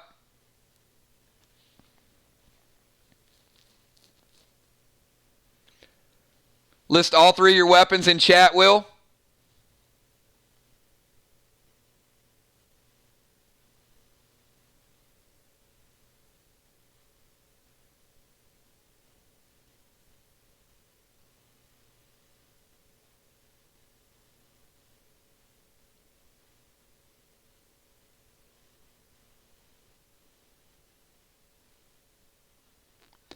hybrid, brace, and boomerang. All right, Will. You know the rules. Pick a number. 1, 2, you lose hybrid. 3, 4, you lose brace. 5, 6, you lose the boomerang.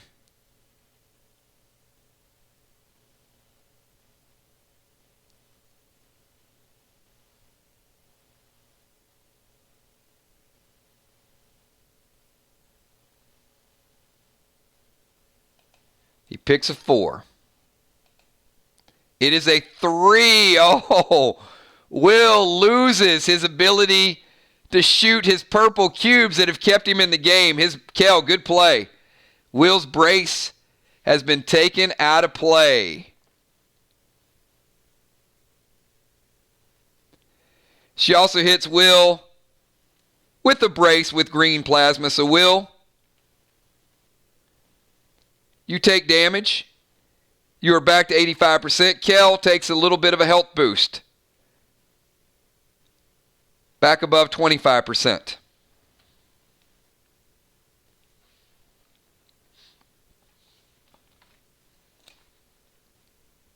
Moonshot. It is now your turn.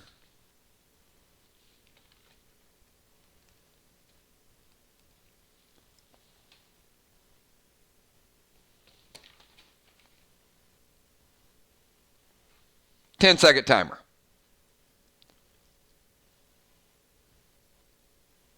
Wait. Wait. Stop. Will, it is now your turn. Reset. Moonshot, don't play. Will, it is your go.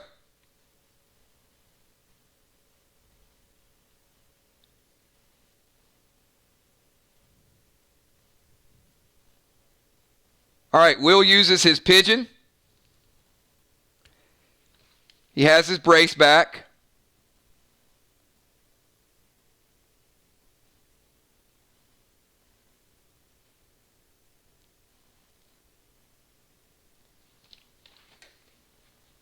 Moonshot, you are down to 1 base life. Moonshot is down to 1.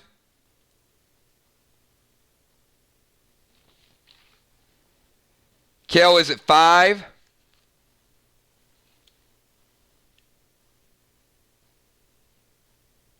Will is back to 7 base life.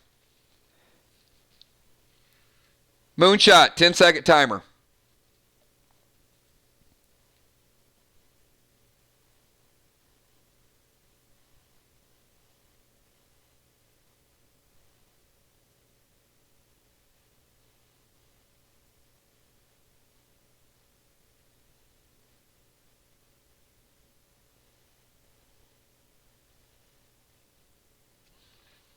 Moonshot is going to summon bats and Goldar. Will, you take a shot from the bats. You also take a shot from Goldar. That is Gemstone's favorite pet.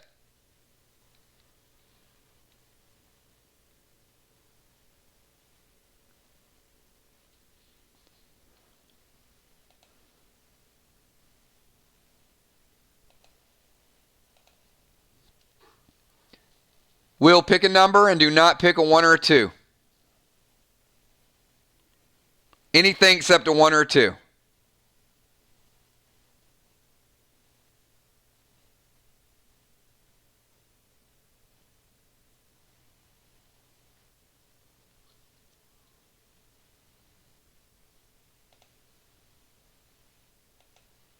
It is a 3. Will is not blind as a bat, but you do take bat damage. You're slightly above 60%. Kel around 25%. Moonshot around a third. Will, it is your turn. Moonshot at 1 base health. Kel at 5. Will at 7. You have a 10-second timer, Will.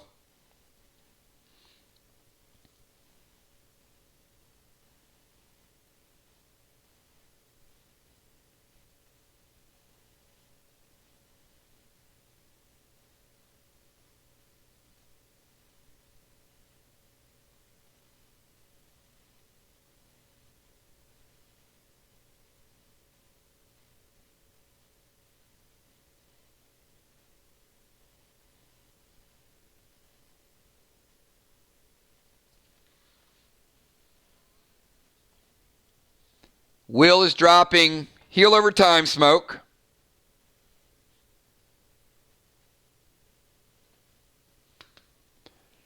And he's throwing a BT7 at point blank range. So it's going to go like this.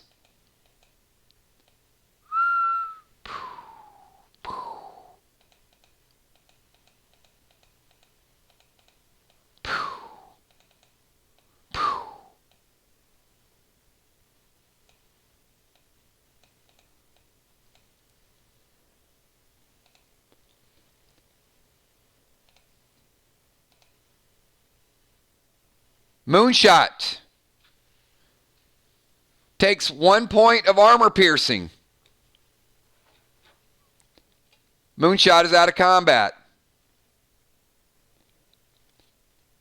Kel takes 1 point of armor piercing.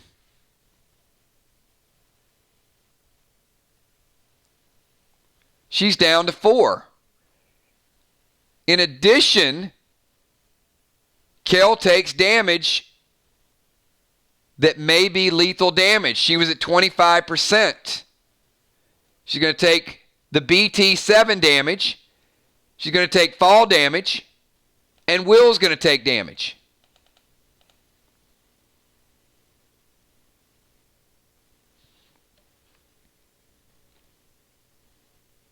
Will, you take 1 point of armor piercing.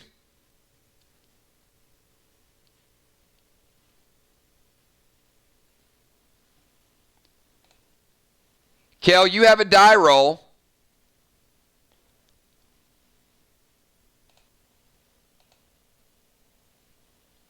And you need anything except a 1 or a 2 to stay alive. If Kel rolls a 1 or a 2, the match is over. Will effectively won 2 birds with 1 stone. If she rolls a 4, 5, or a 6, she will have a reaction.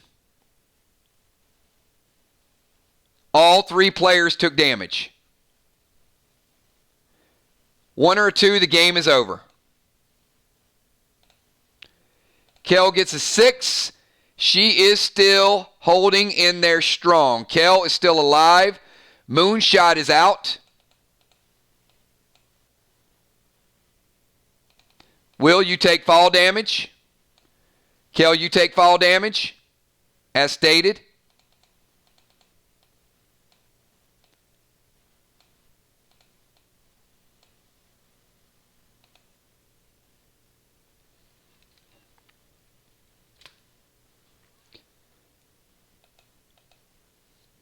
Will is slightly over a third. Kel, you are under 10%. You have a 10-second timer.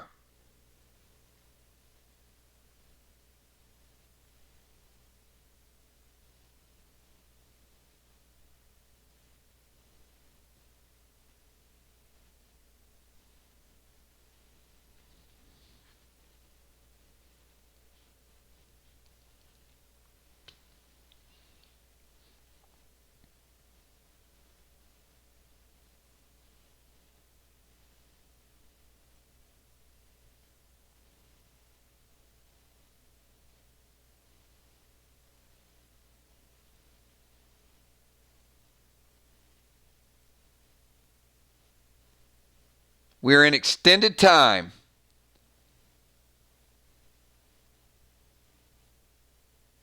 She's going to move in closer and shoot brace with green plasma. Will, you take a shot. It is a healing shot.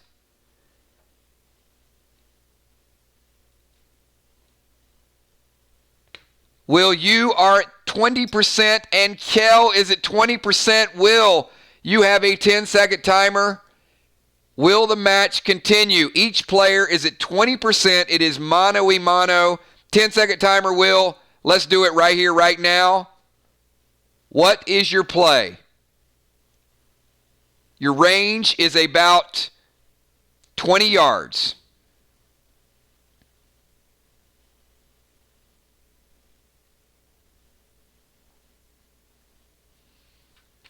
All right, he is going to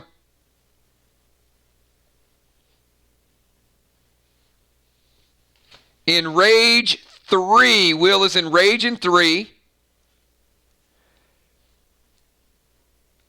And he's hitting with a purple cube. It is triple enraged. It is not the strongest attack because it is purple. But it is going to hit you hard, Kel. You got one more shot at this. 5 or 6 keeps you alive. 1, 2, 3, or 4. The match is over. But you will still suffer from purple cube damage.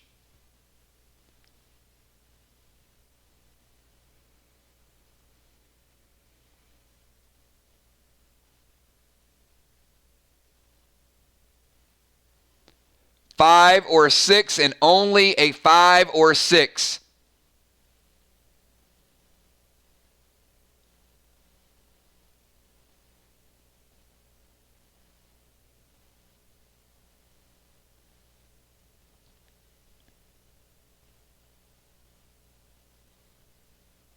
She picks a 1.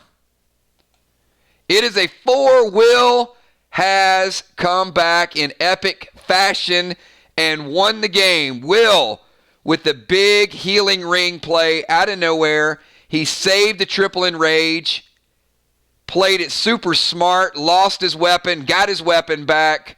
Well done to both teams. Great job, everybody. Will, with an amazing pulling out the victory for the brothers in arms.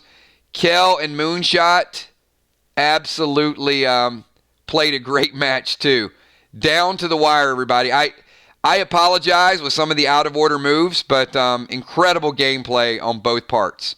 That was, oh my God. I mean, there were 200 different moves in that game. At least 200 different moves. What a start to tag team. Wow, you guys went Pets and Sam and Plasmas. So, whew. It is almost 1 a.m. What an incredible battle by both teams. I'm going to tell you, the win is great. Neither player loses ranking or credibility or anything in a match like this. And if you guys face each other in the tournament, you kind of know what to expect now, right? Good job. Good job, Kel. Good job, Moonshot. Will, Ocean Man. This is why this was a main event match. Now you guys see why this was a main event. Kel says, great match. I couldn't have asked for better guys to be in the swamp with. And let me give a shout out. I mean, everybody played well, but Will got really strategic. 2 big moves. One, getting his weapon, but number 2, that healing ring. The healing ring, you just kind of felt like you felt the air go out of the stadium. Everybody was like, oh, we didn't see that coming. So awesome play.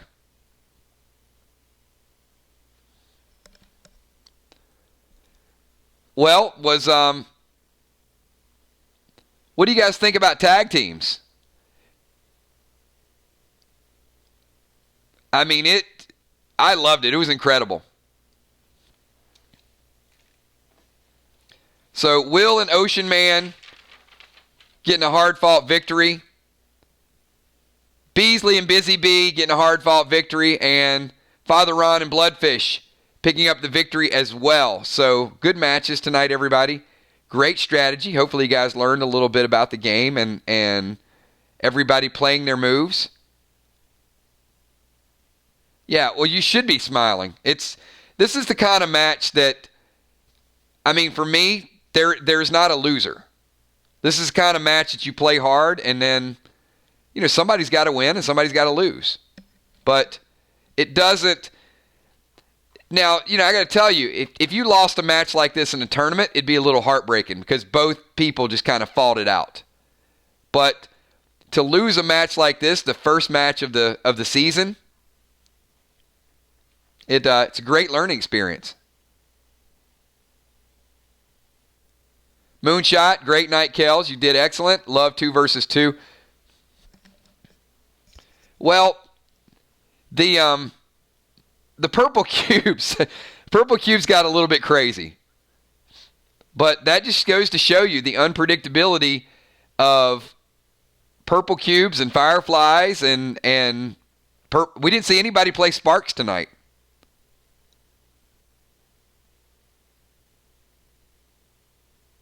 So, awesome stuff.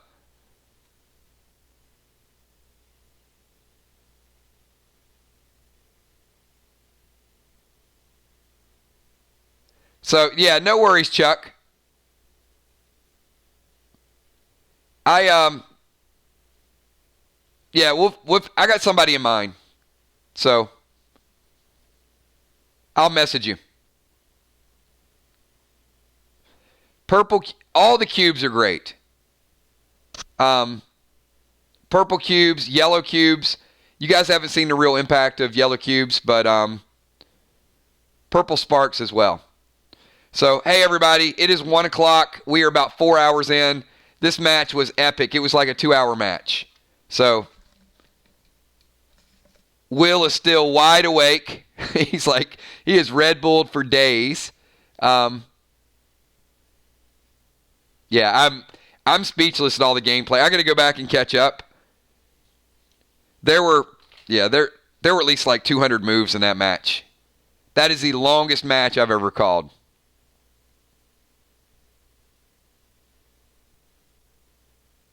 And a lot of it was my fault. I've really got to get a little bit better at keeping up with turn play. And, when there's 4 players, I'll pick it up. But, hey, thanks, everybody. Have a great night. I am taking today off. I was going to say tomorrow, but it's already today. So I will not be streaming tonight. I will be working on your inventory later on. I know everybody's tired. Get some rest. Great time. Great introduction to Tag Team. I could not be more excited. We will do this again on Wednesday night. We will have bundles on Wednesday night. So those of you that might have used like 50 items tonight, yeah, we'll do something for you guys. Have a good night, everybody. Thanks for everything that you guys do. I will see you on Wednesday. Thanks, everybody. Peace.